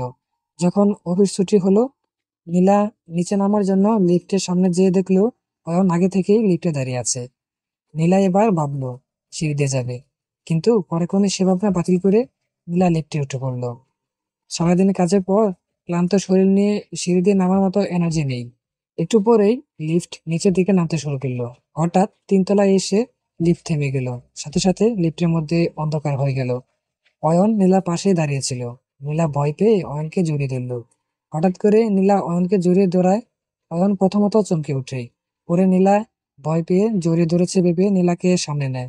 নীলা অয়নকে ভয় পেয়ে জড়িয়ে ধরুক আর যে কারণে জড়িয়ে ধরুক, ধরেছে তো। নীলা অয়নকে এতটাই জোরে ধরেছে যে অয়নের দম বন্ধ হবার মতো অবস্থা। হার্টবিট কয়েক গুণ বেড়ে গেছে অয়নের। এভাবে কতক্ষণ ছিল দুজনেই সেটা কেউ জানে না। যখন আলো জ্বলে উঠল, নীলা তখনও অয়নকে জড়িয়ে ধরে আছে। অয়ন ভাবলো নীলা চোখ বন্ধ করে রেখেছে, তাই আলো দেখতে পাচ্ছে না। অয়ন নীলাকে ডাক দিল, নীলা, কিন্তু নীলা কোনো কথা বলল না। অয়ন এবার নীলার কাঁধে হাত রেখে হালকা ঝাঁকি দিয়ে বলল। নীলা, আলো জ্বলেছে। অয়নের ঝাঁকুনিতে নীলার চোখ খুলে। লিফটের আলো দেখে নীলার ভয় কিছুটা হালকা হয়। নীলা যখন বুঝতে পারে সে অয়নকে জড়িয়ে ধরে আছে, সাথে সাথে অয়নকে ছেড়ে দেয়। নীলা লজ্জায় অয়নের দিকে তাকাতে পারছে না। নীলা মাথা নিচু করে মনে মনে নিজেকে বলল, নীলা, ওরে গাধি, তুই এটা কি করলি? এই বজ্জারটা কি জড়িয়ে ধরতে হলো? ছি, এখন কি ভাববি এই বজ্জারটা? এটা নিয়ে নিশ্চয়ই সব সময় পচাবে তোকে। অয়ন দেখলো নীলা মাথা নিচু করে দাঁড়িয়ে আছে। নীলা রীতিমতো লজ্জায় লাল হয়ে নীল, সবুজ, গোলাপি হতে শুরু করেছে। অয়ন একটু মজা করার জন্য নেকা কান্না করে বলল, আল্লাহ রে, এখন কি হবে আমার? আমার ইজ্জত নিয়ে ছিনিমিনি খেললো এক ললনা। আমার আর বিয়ে হবে না গো। নীলা অয়নের দিকে রাগের দৃষ্টিতে তাকিয়ে বলল, সমস্যা কি আপনার? ফকিরের মতো কান্না করছেন কেন? কান্না করবে না তো কি, নাগিন ড্যান্স দিব? তুমি আমার ইজ্জত কেড়ে নিয়ে আমাকে ফকির বানিয়ে দিলে। জানো না, চরিত্র মানুষের অমূল্য সম্পদ। আমার সে অমূল্য সম্পদ হারিয়ে গেল রে। বুঝলাম না, কাউকে একটু জড়িয়ে ধরলেই তার চরিত্র হারিয়ে যায় কি করে? চরিত্র কি শরীরে লাগানো পারফিউম? আর আপনার চরিত্র যে আগেই হাজারো ললনাদের মধ্যে খয়রাতি করে দিয়েছেন সেটা আমি জানি। আর এখন এমন একটা ভাব করছেন যেন দুধের বাচ্চা। কি কি বললে তুমি? কানের সমস্যা আছে নাকি? মানে? বাংলায় বলেছি, তাও বুঝতে পারছেন না? ফরাসিতে বললে না জানি কি হতো। লিফটের দরজা খুলে গেল। নীলা সাথে সাথে বেরিয়ে গেল। অয়ন হাঁ করে দাঁড়িয়ে আছে। নীলা অফিস থেকে বাইরে বেরিয়ে নিচে এসে স্কুটি নিয়ে বের হতে দেখলো আকাশে মেঘ জমেছে। কালো মেঘে ছেয়ে আছে সারা আকাশ। যে কোনো সময় বৃষ্টি নামতে পারে। বৃষ্টি যেন অপেক্ষার প্রহার গুনছে। কখন তারা পানিতে কখন তারা পানিতে ভিজিয়ে দিবে এই শহর। কালো মেঘে ঢেকে গেছে চারদিক। যদিও এখনো সন্ধ্যা না, সন্ধ্যা নামবার অনেক সময় বাকি এখনো। তবুও অন্ধকার হয়ে আছে চারপাশ। ব্যস্ত শহরটা আরো ব্যস্ত হয়ে উঠেছে। সন্ধ্যা হলে পাখি যেমন আপন নীড়ে ফিরে, তেমনি প্রতিটা মানুষ তাড়াহুড়ো করছে শুকনো শরীরে নিজের বাসায় যাওয়ার। যদিও সেটা কতটা সফল হবে কেউ জানে না। নীলা মনে মনে বলল, আজকে নিশ্চয়ই ভিজতে ভিজতে বাসায় যেতে হবে। নীলা তার স্কুটি স্টার্ট দিয়ে যখনই সামনে এগোতে যাবে, তখন হঠাৎ অয়ন নীলার পিছন থেকে বলল। মিস নীলা, নীলা পিছু করে অন্যদিকে তাকিয়ে বলল, কিছু বলবেন? বলছি যে কোনো সময় বৃষ্টি নামতে পারে। তুমি স্কুটিতে গেলে ভিজে যাবে। তুমি চাইলে আমার সাথে গাড়িতে আসতে পারো। তোমার বাসার সামনে নামিয়ে দিয়ে যাব। ধন্যবাদ, তার দরকার পড়বে না, আমি যেতে পারবো। ঠিক আছে, তবে একবার ভেবে দেখতে পারো। জি, আমি ভেবেই বলেছি। অয়ন আর কিছু বলল না। নীলার সামনে এগিয়ে যেতে শুরু করলো। নীলা অফিস থেকে কিছুটা দূরে আসতেই বৃষ্টি অপেক্ষার অবসান ঘটিয়ে নেমে পড়লো নরম মাটির দেশে। নীলা 1 মিনিটের মধ্যেই কাকভেজা হয়ে গেল। নীলা ভাবলো, ইস, বজ্জারটার সাথে গাড়িতে না যেয়ে কি ভুলটাই না হলো। কেন যে জিদ করতে গেলাম। নীলা আফসোস করতে লাগলো। হঠাৎ করে নীলার স্কুটি বন্ধ হয়ে গেল। নীলা অনেক চেষ্টার পরেও আর স্টার্ট করতে পারলো না। নীলা বিরক্ত হয়ে গেল। স্কুটির উপরে একটা লাথি দিয়ে বলল, যত সমস্যা আছে সবগুলো কি আজকে এসে ঘরে পড়তে হলো? আর শালার স্কুটি, তোকে কালকেই যদি ভাঙ্গারের দোকানে না বিক্রি করে দেই তাহলে আমার নামও নীলিমা চৌধুরী না। বৃষ্টি এক নাগাড়ে হয়ে চলছে। নীলার মনে যত রাগ ছিল সব স্কুটির উপরে মিটিয়ে নিল। রাস্তাটাও একদম জনমানব শূন্য। নীলা এখন কি করবে কিছুই বুঝতে পারছে না। মাথাটাও যেন কাজ করা বন্ধ করে দিয়েছে। অবশেষে নীলা স্কুটিটা ঠেলে নিয়ে বৃষ্টির মধ্যে পথ চলতে শুরু করলো, এক পা দুপা করে। অনেকক্ষণ বৃষ্টিতে ভিজার ফলে নীলার শীত করতে লাগলো। মাঝে মাঝে কেঁপে উঠেছিল নীলা। কয়েকটা বখাটে ছেলে রাস্তার পাশে একটা ভাঙা দোকানে বসে আড্ডা দিচ্ছিল। একটা মেয়েকে বৃষ্টির মধ্যে একা একা ভিজতে দেখে তাদের মুখে বিশ্রী একটা হাসি ফুটে উঠল। তারা এগিয়ে গেল মেয়েটির দিকে। হঠাৎ করে কয়েকটা ছেলে কোথা থেকে এসে নীলাকে ঘিরে ধরল। নীলা সবার দিকে এক পলক তাকাতেই মনে হলো পরাণ পাখি দেহ থেকে উড়াল দিবে যে কোনো সময়। নীলার গলা শুকিয়ে কাঠ হয়ে গেল। কোনো কথা বের হলো না গলা দিয়ে। শুধু অসহায়ের মতো চেয়ে রইল জানোয়ারের মতো দেখতে কয়েকটা মানুষ নামের পশুর দিকে। নীলা কি করবে কিছুই বুঝতে পারছে না। এদিকে লোকগুলো নীলাকে ঘিরে হাসছে আর গান গাইছে। নীলা ভাবলো এখান থেকে দূরে পালিয়ে যাওয়াটাই ভালো হবে। কিন্তু নীলা যখনই দৌড় দিতে যাবে ঠিক সেই মুহূর্তে একটা লোক খপত করে নীলার হাতে চেপে ধরলো। তারপর একটা লোক বলল, যা করার করা যাবে, কিন্তু তার আগে এখান থেকে নিয়ে চল, যে কোনো সময় গাড়ি আসতে পারে। হ্যাঁ ঠিক কইছ, পরে ঝামেলা হইব। ধর সবাই ভাঙা দোকানে নিয়ে যে আগে, তারপর টি-20 খেলা হবে। নীলাকে ধরার জন্য লোকগুলো নীলার দিকে এগিয়ে আসতেই চোখের পলকে একটা গাড়ি এসে থামলো নীলার সামনে। হঠাৎ করে গাড়ি চলে আসায় লোকগুলো অবাক হয়ে গেল। গাড়ি থেকে অয়ন বের হতেই নীলাও লোকগুলোর মতো অবাক হয়ে গেল। অয়ন এখানে কোথা থেকে আসলো? নীলা নিজে নিজেকে প্রশ্ন করলো। অয়নকে দেখে নীলার শরীরে যেন শক্তি ফিরে এলো। এর আগে অয়নকে দেখলেই নীলার অটো রাগ উঠে যেত, সহ্যই করতে পারতো না নীলা অয়নকে। কিন্তু এখন এই মুহূর্তে নীলার কাছে অয়নকে মনে হচ্ছে সব থেকে আপনজন, অনেক কাছের একটা মানুষ। এই বজ্জারটাকেই মনে হচ্ছে দুনিয়ার সব থেকে ভালো মানুষ। নীলা একটা ঝাঁকি দিয়ে লোকটির হাত থেকে নিজেকে ছাড়িয়ে নিয়ে দৌড়ে যেয়ে অয়নকে জড়িয়ে ধরলো। নীলা তখন স্কুটি নিয়ে বেরিয়ে যাওয়ার পরপরই বৃষ্টি শুরু হয়। ততক্ষণে অয়নের গাড়ি তার বাসার দিকে চলতে শুরু করেছে। হঠাৎ কি মনে করে অয়ন গাড়ি ঘুরিয়ে নীলা যেদিকে গেছে সেদিকে পথ চলতে শুরু করলো। অয়নের কেন যেন বারবার মনে হচ্ছিল নীলার কোনো বিপদ হয়েছে। অয়ন এদিকে আসতেই দূর থেকে দেখতে পেল কয়েকজন লোক কাউকে ঘিরে রাস্তার মাঝখানে দাঁড়িয়ে আছে। অয়নের তখন আর বুঝতে বাকি রইল না যে কি হয়েছে। মুষলধারে বৃষ্টি হচ্ছে। আকাশ জমে থাকা সমস্ত মেঘ যেন আজ নিয়তি করেছে তারা বৃষ্টি হয়ে ঝরবে আজ সারা রাত।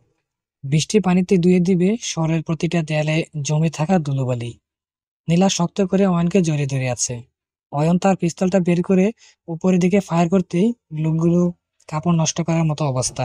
কে জানে, হয়তো দু একজন কাপড় নষ্ট করে ফেলেছে এতক্ষণে, যদিও বৃষ্টির জন্য সেটা বোঝার কোনো উপায় নেই। অয়ন হাত দিয়ে ইশারা করতেই লোকগুলো যে যেদিকে পারে দৌড়ে পালালো। গুলির শব্দ শুনে ভয় পেয়ে যায় নীলা, আরো দ্বিগুণ জুড়ে অয়নকে জড়িয়ে ধরে। সাথে সাথে অয়নের শরীরে একটা শীতল হাওয়া বয়ে যায়। অয়ন বুঝতে পারছে নীলা যদি আর কিছুক্ষণ এইভাবে তাকে জড়িয়ে ধরে থাকে তাহলে অন্য কিছু হয়ে যেতে পারে। দুটো ছেলে মেয়ে যদি এরকম বেজা অবস্থায় একে অপরকে জড়িয়ে ধরে থাকে তাহলে একটু ভুল হওয়াটাই স্বাভাবিক। অয়ন নীলাকে বলল, মিস বিলা, এবার তোমায় ছাড়ো, লোকগুলো চলে গেছে। অয়নের কথা শুনে সাথে সাথে নীলা অয়নকে ছেড়ে দেয়।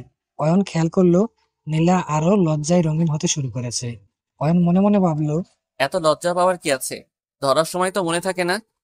নীলা কিছু বলছে না দেখে অয়ন বলল, এই মেয়ে, তোমার সমস্যাটা কি? হুটহাট আমাকে জড়িয়ে ধরো কেন? তোমার কোনো ধারণা আছে একটা মেয়ে একটা ছেলেকে এভাবে জড়িয়ে ধরলে তার যে কি হয়? আমি কি ইচ্ছে করে ধরেছি নাকি? কই, আমি তো দেখলাম না কেউ ধরতে বললো। কেউ বলবে কেন? আমি ভয় পেয়ে গেছিলাম তাই একটু একটু? ঠিক আছে অনেকটা। সেটাই, এরপর একটু বা অনেকটা কোনোভাবে জড়িয়ে ধরবে না। শালা, তোকে জড়িয়ে ধরতে আমার বয়েই গেছে। তোর মতো কোদোকে জড়িয়ে ধরার চেয়ে কোল বালিশকে জড়িয়ে ধরা অনেক ভালো। আর শালা এমন একটা ভাব করছিস যেন তুই সিনেমার হিরো। তোকে তো ভিলেনের খালাতো ভাই হিসেবেও মানাবে না।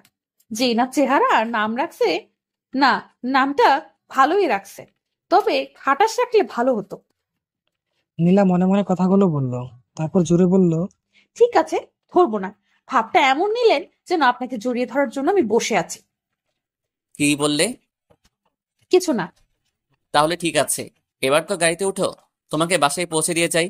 আর যদি না চাও তাহলে ওই লোকগুলোকে ডাকি, তারা এসে তোমাকে বাসায় পৌঁছে দিবে। নীলা আর কোনো কথা না বলে তাড়াতাড়ি গাড়িতে উঠে পড়লো। অয়ন গাড়িতে উঠে গাড়ি স্টার্ট দিয়ে নীলা বাসার দিকে চলতে শুরু করলো। একটা বাড়ির সামনে এসে নীলা অয়নকে গাড়ি থামাতে বলল। অয়ন জিজ্ঞেস করলো, কি হয়েছে? আমার বাড়ি এসে গেছে।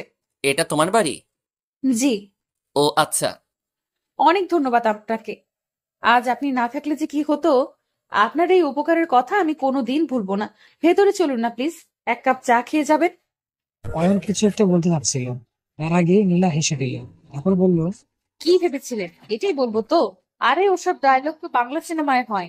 আমি বিপদে পড়েছি, আপনি আমাকে বিপদ হতে রক্ষা করেছেন, ব্যাস। এতে বাসায় যে চা খাওয়া খাওয়ার কিছু নেই, ঠিক? অয়ন নীলার কথা শুনে ফাঁক করে নীলার দিকে তাকিয়ে রইল। নীলা হাসি বলে ভিতরে চলে যাচ্ছিল। তারপর পেছন ঘুরে অয়নের দিকে তাকিয়ে একটা হাসি দিয়ে বলল, ধন্যবাদ। তারপর সোজা ভিতরে চলে গেল। অয়ন নীলার চলে যাওয়ার দিকে অপলক দৃষ্টিতে তাকিয়ে রইল। আর মুখে এক ধরনের হাসি ফুটে উঠল। পরদিন অয়ন অফিসে বসে কাজ করছিল, আর নীলা রাগে দৃষ্টিতে অয়নের দিকে তাকিয়ে আছে। আজ নীলা অফিসে দেরি করে আসার জন্য অয়ন তাকে দুপুরে খাবার সময় বিরতি দেয়নি। তার বদলে এক গাদা ফাইল সামনে দিয়ে গেছে এবং সেগুলো কাজ কমপ্লিট করতে বলেছে। হঠাৎ অয়নের ফোনটা বেজে উঠল। অয়ন ফোন রিসিভ করে কিছুক্ষণ কথা বলার পর নীলার দিকে তাকিয়ে বলল, মিস নীলা, আমাদের কক্সবাজারের যে প্রজেক্ট আছে না, সেটার জন্য মনে হয় একবার কক্সবাজার যেতে হবে। নীলার মনটা সাথে সাথে আনন্দে নেচে উঠল। যাক, অবশেষে বজ্জাতটার চেহারা কয়েকটা দিন দেখতে হবে না। নীলার ইচ্ছে করছিল এখনই ডান্স দিতে। অনেক কষ্টে নিজের মনের খুশিটা গোপন রেখে তারপর বলল, কবে যাবেন স্যার? সম্ভবত আগামীকাল। ও আচ্ছা, দোয়া করি সুস্থতার সাথে পৌঁছে যাবেন। শুভ হোক আপনার ভ্রমণ। আমার ভ্রমণ মানে? আমি গেলে তুমি কি করবে? মানে? আমি আর তুমি দুজনেই যাচ্ছি কক্সবাজার। কিন্তু স্যার, এখনো তো ডিসেম্বর মাস পড়েনি। ডিসেম্বর মাস দিয়ে কি হবে? না মানে ঘোরাঘুরি করার জন্য তো সেই সময়টাই আমার ভালো লাগে। মিস বিলা, আমরা ছুটি কাটাতে বা ঘুরতে যাচ্ছি না, আমরা অফিসিয়াল কাজে যাচ্ছি। আর কাজটা হয়ে গেলেই আমরা চলে আসব। আমি যাব না। সেটা তোমার ইচ্ছা নাকি? আমি যেটা বলবো সেটাই হবে। আর ভুলে যেও না তুমি আমার পিএ, তাই আমার সাথে তোমাকে যেতে হবে। নীলার মনটা আবার খারাপ হয়ে গেল। কক্সবাজারের মতো জায়গায় যেতে হবে, এর থেকে আনন্দের খবর আর কি হতে পারে? কিন্তু সেটাই তো এখন নীলার কাছে সব থেকে বেশি বিষাদ লাগছে। কারণ সাথে যদি এই বজ্জাটা থাকে তাহলে কক্সবাজার কেন, জান্নাতে যেয়েও শান্তি পাওয়া যাবে না। নীলাকে চুপ থাকতে দেখে অয়ন বলল, কি হলো, কথা বলছো না কেন? কি বলবো? সেটাই, তুমি আর কি বলবে? যাই হোক, আজ বাসায় যাও, সবকিছু গুছিয়ে নাও, কাল যেন দেরি না হয়। আমি কিন্তু একদম অপেক্ষা করতে পারি না। স্যার, আমরা কিসে যাব? বাসে। মানে আমরা বাসে করে যাব? কেন, বাসে গেলে কোনো সমস্যা? না, তেমন সমস্যা নাই, কিন্তু এত বড় কোম্পানির মালিক আপনি, তো অফিসিয়াল কাজে যাচ্ছি, আমরা চাইলে তো ফ্লাইটে যেতে পারি। বস তুমি না আমি? বেশি বকবক করবে না একদম, আমি যা বলবো সেটাই হবে। নীলা আর কিছু বলল না। অয়ন অফিস থেকে বেরিয়ে গেল। একটু পর নীলা অফিস থেকে বেরিয়ে বাসায় চলে এলো। রাতে অনেক বুঝিয়ে রুকিয়া বেগমকে রাজি করালো নীলা। তারপর সবকিছু রাতে গুছিয়ে নিল। সকাল 10টা। অয়ন বাস স্টপে দাঁড়িয়ে আছে। আর একটু পরে বাস ছেড়ে দিবে, কিন্তু এখনো নীলার দেখা পাওয়া যায়নি। অয়নের মেজাজ গরম হয়ে গেল। অয়ন মোটেও কখনো কারোর জন্য অপেক্ষা করতে পারে না। বাস ছেড়ে দেওয়ার পর 2 মিনিট আগে নীলা আসলো। অয়ন বলল, এই মেয়ে, তোমাকে বলেছিলাম না আগে আসতে, দেরি করলে কেন? স্যার, এখন ঝগড়া করতে মন চাইছে না, চলুন আগে বাসে উঠি, না হলে দেখা যাবে আমরা এদিকে ঝগড়া করছি আর বাস ছেড়ে দিল, আমছালা দুটোই যাবে। অয়ন কিছু না বলে বাসে উঠে গেল। নীলাও পিছু পিছু গেল। অয়ন নিজের সিটে বসতেই নীলা বলল, স্যার, আমি জানালার পাশে ছাড়া বসতে পারি না। তো আমি কি করব? আপনি আমার সিটে বসে আমাকে জানালার পাশে বসতে দিন, তাহলেই হবে। বললেই হলো নাকি? মামা বাড়ির আবদার পেয়েছো? স্যার, আমাকে ওই সিটে বসতে না দিলে আমি এই সিটটাতেও বসবো না। নীলা না বসে সত্যিই দাঁড়িয়ে রইল। একটু পর অয়ন দাঁড়িয়ে বলল, যাও বসো, যত সব। ধন্যবাদ স্যার। বাস চলতে শুরু করেছে কক্সবাজার উদ্দেশ্যে। কিছুক্ষণ আগেই বাস শহর থেকে বেরিয়ে এসেছে। নীলা জানালার দিকে চেয়ে আছে বাইরের দিকে। সারি সারি গাছ পাহাড়ের মতো উঁচু করে দাঁড়িয়ে আছে রাস্তার দুই পাশে। রাস্তার পাশ দিয়ে বিশাল বিস্তৃত ফসলের মাঠ। নীলা জানালা খুলে দিতেই একদল মুক্ত বাতাস এসে ছুঁয়ে দিল নীলাকে। নীলা একটা লম্বা নিঃশ্বাস নিল। দূরে মাঠ দেখা যাচ্ছে, গরু ছাগল আপন মনে ঘাস খাচ্ছে। বড় রাস্তার পাশ দিয়ে একটা ছোট রাস্তা চলে গেছে। সেখান দিয়ে অটো, সিএনজি ইত্যাদি গাড়ি চলছে। মানুষ হেঁটে যাচ্ছে। নীলা অপলক দৃষ্টিতে চেয়ে আছে বাইরের দিকে। এর আগে একবার যখন নীলা বাসে করে পাবনা দাদুর বাড়ি গিয়েছিল, তখন এমন দৃশ্য দেখেছিল। সেটাও প্রায় 2 বছর আগে। নীলা অয়নের দিকে তাকিয়ে দেখলো অয়ন সিটে হেলান দিয়ে হাত সোজা হয়ে আছে, কানে হেডফোন গুঁজে রেখেছে, চোখ বন্ধ করে ঠোঁট নড়ছে। নীলার ফোনটা বেজে উঠলো। ফোন হাতে নিয়ে নীলা দেখলো আম্মু ফোন করেছে। নীলা ফোন রিসিভ করে বলল, হ্যাঁ আম্মু, বলো। বাসে উঠেছিস? হুম। কেন, কোনো সমস্যা হয়নি তো? কি সমস্যা হবে? কত সমস্যাই তো হতে পারে। এর আগে তো কখনো একা একা কোথাও যাসনি। সবসময় তো আমি আর তোর আব্বুর সাথে ছিলাম। কে বললো আমি একা? বললাম না আমার বস যাচ্ছে সাথে। আম্মু, তার কোনো পর নেই। জানি না, তবে শহর থেকে বাইরে। শহরে যে জ্যাম, বের হতেই প্রায় 2 ঘন্টা লেগে গেছে। ঠিক আছে, সাবধানে থাকিস। কোনো সমস্যা হলে ফোন করিস। নিজের খেয়াল রাখিস। আর হ্যাঁ, ক্ষুধা লাগলে কিছু খেয়ে নিস। একদম না খেয়ে থাকবি না। ঠিক আছে, সাবধানে থাকবো, ঠিক মতো খাবো, তুমি চিন্তা করো না তো। আমি মাঝে মধ্যে ফোন করে খোঁজ খবর নিব। আচ্ছা ঠিক আছে। তোর আব্বুর সাথে কথা হয়েছে? না। কথা বলবি না, টেনশন করবে। ঠিক আছে, আমি এখনই ফোন করে আব্বুর সাথে কথা বলছি। এখন রাখি। ঠিক আছে। নীলা কল কেটে দিয়ে আবার আব্বুর নাম্বারে কল করলো।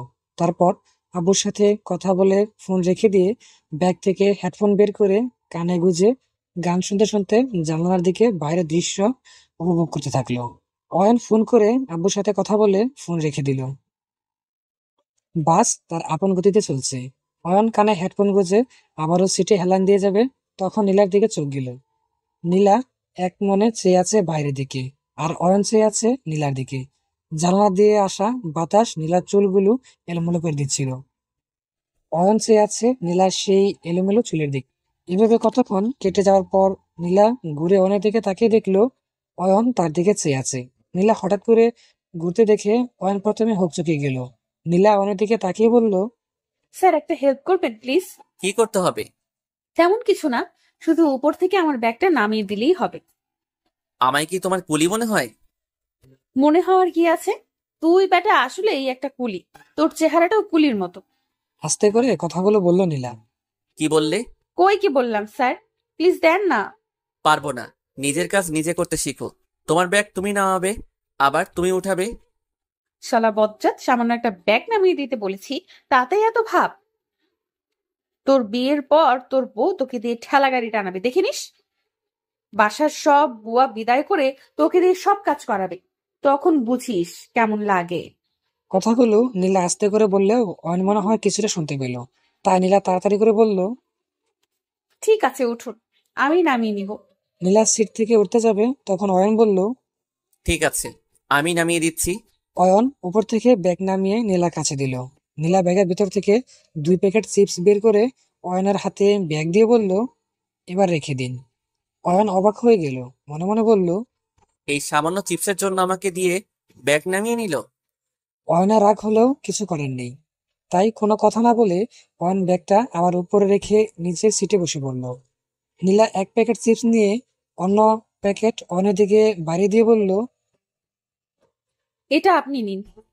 আমায় কি বাচ্চা মনে হয়? আমার চোখে ছানি পড়েনি যে আপনার মতো বুড়ো বুড়ো দামড়াকে বাচ্চা মনে করব। কি বললে? না মানে, বললাম আপনাকে দেখে তো বাচ্চার বাপ মনে হয়। শুধু দুঃখের বিষয় এটাই যে আপনি এখনো বিয়ে হয়। কথাটি বলেই নীলা হেসে ফেলল।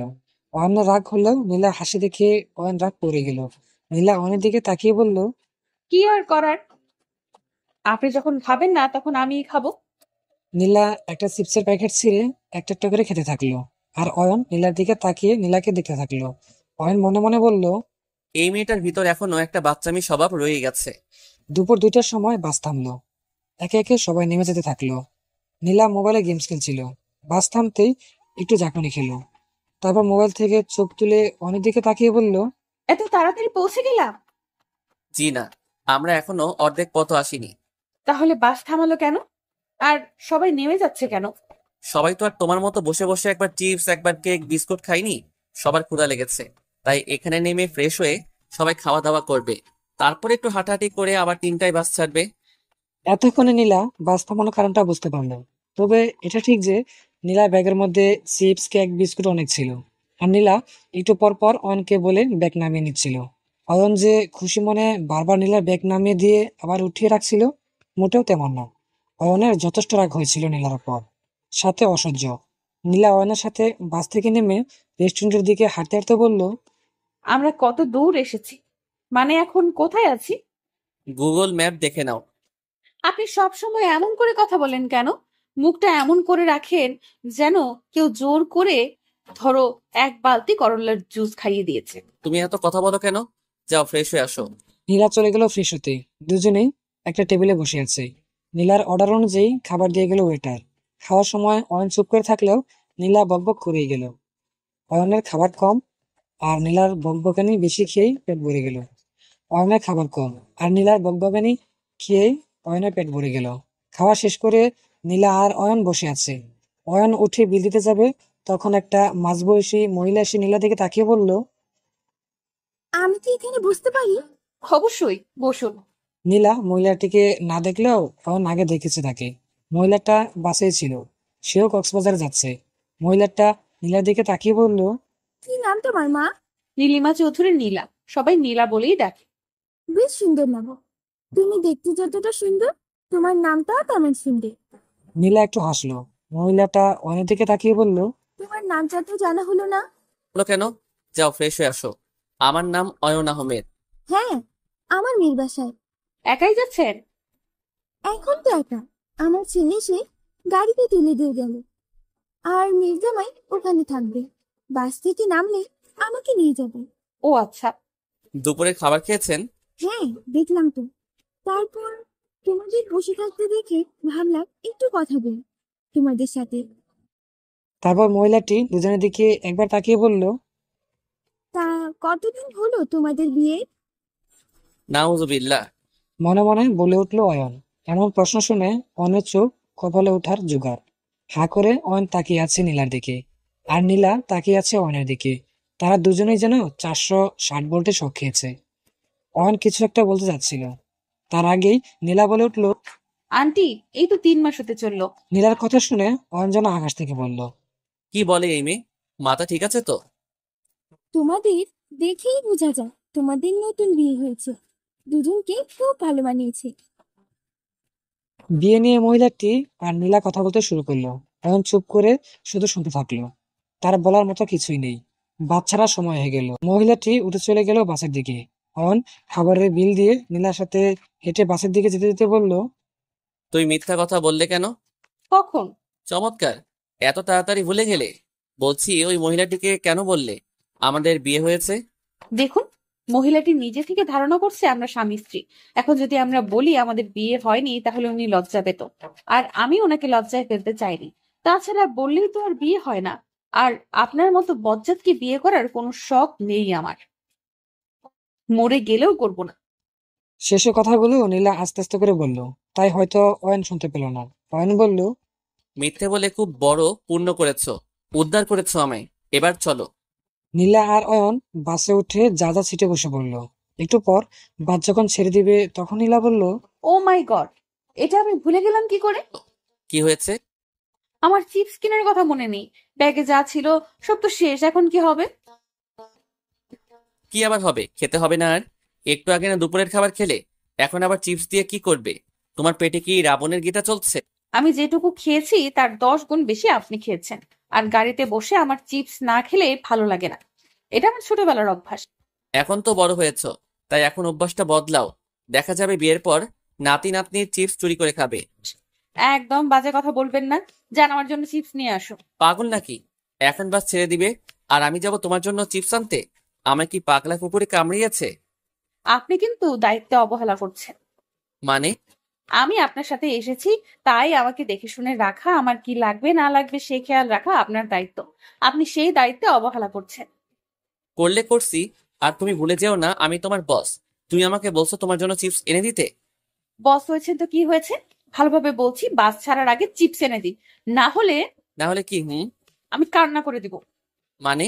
মানে আপনি যদি চিপস এনে না দেন, আমি কান্না শুরু করব। অয়ন কিছু বলল না।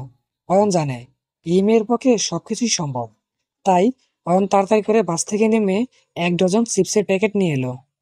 দৌড়ে যে আবার দৌড়ে আসার জন্য অয়ন হাঁপাচ্ছে রীতিমতো। এতক্ষণে বাস ছেড়ে দিয়েছে। বাসের মধ্যকার সমস্ত লোক অদ্ভুতভাবে অয়নের দিকে তাকিয়ে আছে।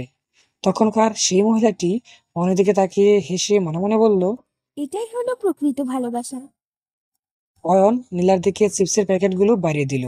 নীলা সেগুলো নিয়ে বলল, অসংখ্য ধন্যবাদ স্যার। অয়ন মুখে কিছু বলল না, শুধু রাগী দৃষ্টিতে নীলার দিকে চেয়ে রইল। বাস চলছে তার আপন গতিতে। একটু আগে সূর্য তার ডিউটি শেষ করে মিলে গেছে রাতের অন্ধকারে। একটু আগে দিনের আলোতে আলোকিত হয়েছিল চারিদিক, এখন রাতের আঁধারে অন্ধকার হয়ে আছে। বাসের হেডলাইট জ্বালিয়ে ছুটে চলছে পিচ ঢালা রাস্তার উপর দিয়ে। আকাশে সূর্যের বদলে উঠেছে এক বিশাল চাঁদ। চাঁদের রূপালী আলো পৃথিবীতে ছড়িয়ে আছে। চাঁদনি রাতে পৃথিবীটা কেমন যেন মায়াময় মনে হয়। মানুষের মনকে আকর্ষণ করে চাঁদের রূপালী আলো। অনেকে ঘন্টার পর ঘন্টা অপলক দৃষ্টিতে চেয়ে আছে চাঁদের দিকে। নীলা বাসের জানালার দিয়ে তাকিয়ে আছে বাইরের দিকে। চাঁদের আলো সবকিছু পরিষ্কার দেখা না গেলেও যতটুকু দেখা যায় তাতে মন ভরে ওঠে। নীলা কানে হেডফোন গুঁজে রবীন্দ্রসঙ্গীত শুনতে শুনতে চাঁদনি রাতে প্রকৃতির দৃশ্য উপভোগ করতে থাকে। হঠাৎ নীলার কানে রবীন্দ্রসঙ্গীতের বদলে ফোনের রিংটোনটা বেজে উঠলো। নীলার ফোনের স্ক্রিনে তাকিয়ে দেখলো আম্মু ফোন করেছে। নীলা ফোন রিসিভ করে বলল, হ্যাঁ আম্মু বলো। কি করছিস এখন? বাসে বসে আছি। নাস্তা করেছিস? নীলা আসলে নাস্তা করেনি। দুপুরে খাবার পরে আর বাস থামেনি, কিন্তু সেটা বলা যাবে না, তাহলে আম্মু এক হাঁড়ি কথা বলবে। তা নীলা বলল, করেছি। তুমি করছো? কি আর করব, তুই বাসায় নেই, বাসাটা কেমন যেন ফাঁকা ফাঁকা লাগছে। বসে বসে টিভি দেখছি। আব্বু অফিস থেকে আসেনি এখনো? চলে আসবে হয়তো কিছুক্ষণের মধ্যে। তোর কোনো সমস্যা হয়নি তো? সব ঠিক আছে। ও আম্মু, তুমি প্রতিবার ফোন করে একটা কথাই কেন বলো? কি হবে আমার? আমার কিচ্ছু হয়নি, আমি ঠিক আছি। তুমি আর ফোন করে এসব কথা বলো না তো। তুমি কি এখনো বাচ্চা মনে করো আমায়? আমি যথেষ্ট বড় হয়েছি। একবার বিয়ে হোক, তারপর দেখো তোমার কত তাড়াতাড়ি নাতি নাতনি হয়ে যায়। শেষের কথাটি বলেই নীলা জিভে কামড় খেলো। অয়না তখন নীলা কথা শুনছিল। শেষের কথাটি শুনে অয়নের চোখ বড় বড় হয়ে গেল।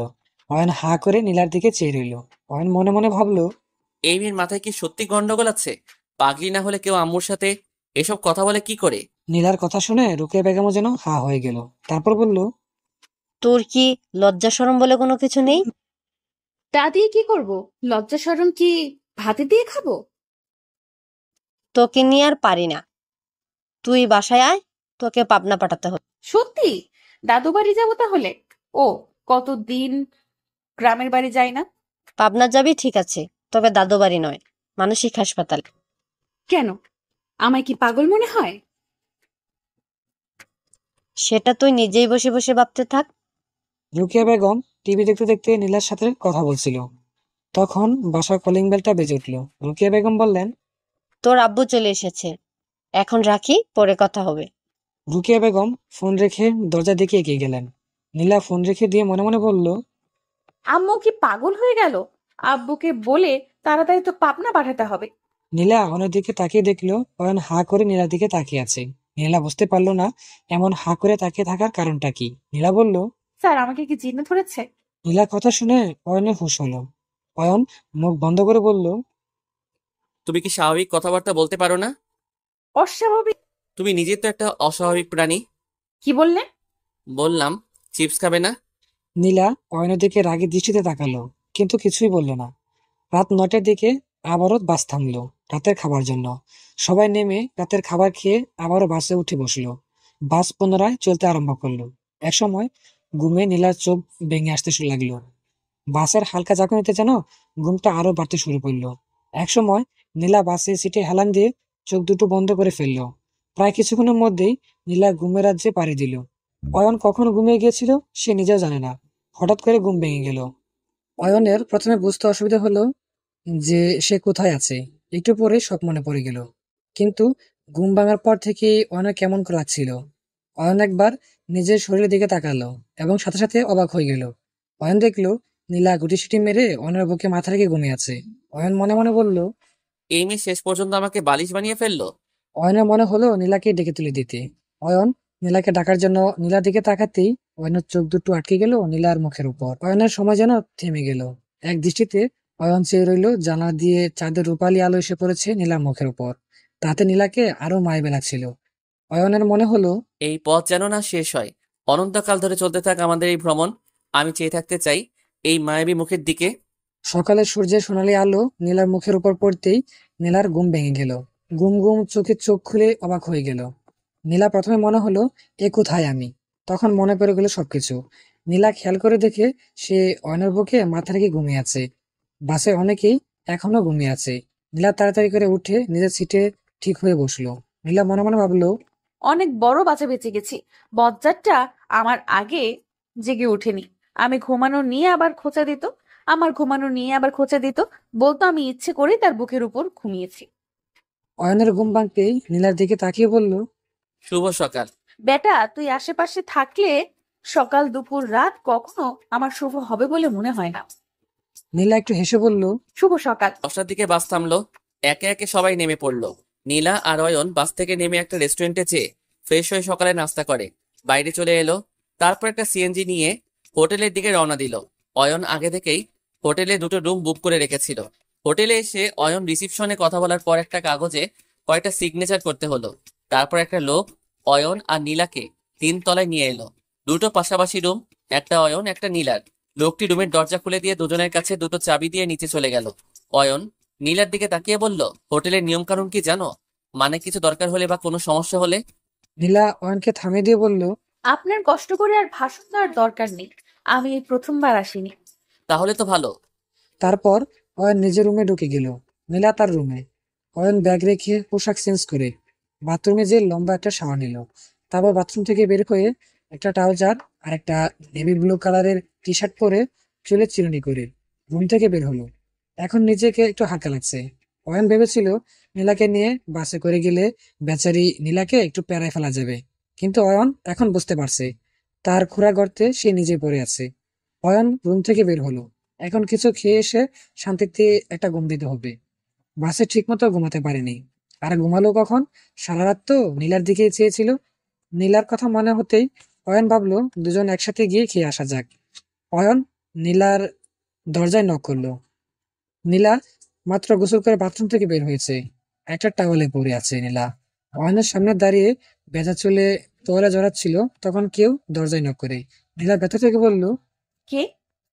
আমি তোমার বস। বস না বললেও নীলা চিন্তা অসুবিধা হতো না যে অয়ন দরজায় নক করেছে। নীলা মনে মনে বলল, এই বজ্জারটা কি একটু শান্তিতে থাকতে দেবে না? এখন আবার ডাকাডাকি করছে কেন? শালা খাটাস একটা। নীলা বকবক করতে করতে গিয়ে দরজা খুলে দিল। নীলা দরজা খুলে দিতে অয়নের মুখ হা হয়ে গেল। অয়ন হা করে নীলার দিকে তাকিয়ে আছে। নীলার ভেজা চুল থেকে টপ টপ করে পানি পড়ছে। অয়ন এক দৃষ্টিতে চেয়ে আছে সেই দিকে। এই মুহূর্তে নীলাকে 1000 গুণ বেশি সুন্দর লাগছিল। অয়নের কাছে মনে হলো আসমান থেকে নেমে আসা কোনো এক অপ্সরী তার সামনে দাঁড়িয়ে আছে। অয়নকে হা করে তাকিয়ে থাকতে দেখিয়ে নীলা বলল, হা করে তাকিয়ে আছেন কেন? কিছু বলবেন? অয়ন নিজেকে সামলে নিয়ে বলল, তোমার মাথায় কি কোনো সমস্যা আছে? তোমাকে এই অবস্থায় কে দরজা খুলতে বলেছে? নীলার এতক্ষণে হুঁশ হলো সে একটা টাওয়ালে পড়ে আছে। নীলার নিজের দিকে তাকিয়ে চোখ বড় বড় করে ফেললো। তারপর ঠাস করে দরজা লাগিয়ে দিল। নীলা ঠাস করে দরজা বন্ধ করে দিল। অয়ন মনে মনে বলল, এই মেয়ের মাথায় নিশ্চয়ই সমস্যা আছে। একটু একটু সমস্যা না, অনেক বড় সমস্যা। নীলার নিজের প্রতি খুব রাগ হচ্ছে। নিজের চুল নিজেই টেনে ছিঁড়তে ইচ্ছে করছে। নীলার রুমে পায়চারি করতে করতে বকবক করতে লাগলো। আমি এটা কি করলাম? একটা টাওয়াল পরে ওই বজ্জারটার সামনে চলে গেলাম? ও নীলা, কি করে করলি তুই এটা? তোর মাথায় কি একটু বুদ্ধি নেই? তাই তো বলি, শালা বজ্জারটা এমন হা করে চেয়ে আছে কেন? বেটা বজ্জার, তুই আমার দিকে চেয়েছিলি না? তোর চোখ টেরা হয়ে যাবে, তুই অন্ধ হয়ে যাবি, এই বলে দিলাম। নীলা আনলিমিটেড বকবক করতে থাকলো। অয়ন সুইমিং পুলের সামনে একটা বেঞ্চে বসে জুসের অর্ডার করলো। একটু পরে একটা ওয়েটার জুস দিয়ে গেল। নীলা বকবক করতে করতে ড্যান্স করে নিল। একদম ফ্রেশ হয়ে রুম থেকে বের হবার আগে আবার আয়নার সামনে যেয়ে দাঁড়ালো। নিজেকে ভালো করে দেখে নিল। নীলা মনে মনে বলল, এবার ঠিক আছে? নীলা রুম থেকে বেরিয়ে দেখলো অয়নের রুম লক করা। নীলা রিসিপশনের দিকে গেল। সেখানে একটা মেয়ে দাঁড়িয়ে ছিল। নীলা তার কাছে যেতেই মেয়েটি বলল, ম্যাম, আপনার কিছু লাগবে? হ্যাঁ, বেটা বজ্জাতকে লাগবে। সরি ম্যাম, বুঝতে পারলাম না। আমার সাথে যে স্যারটা ছিল, উনি কি বাইরে গেছে?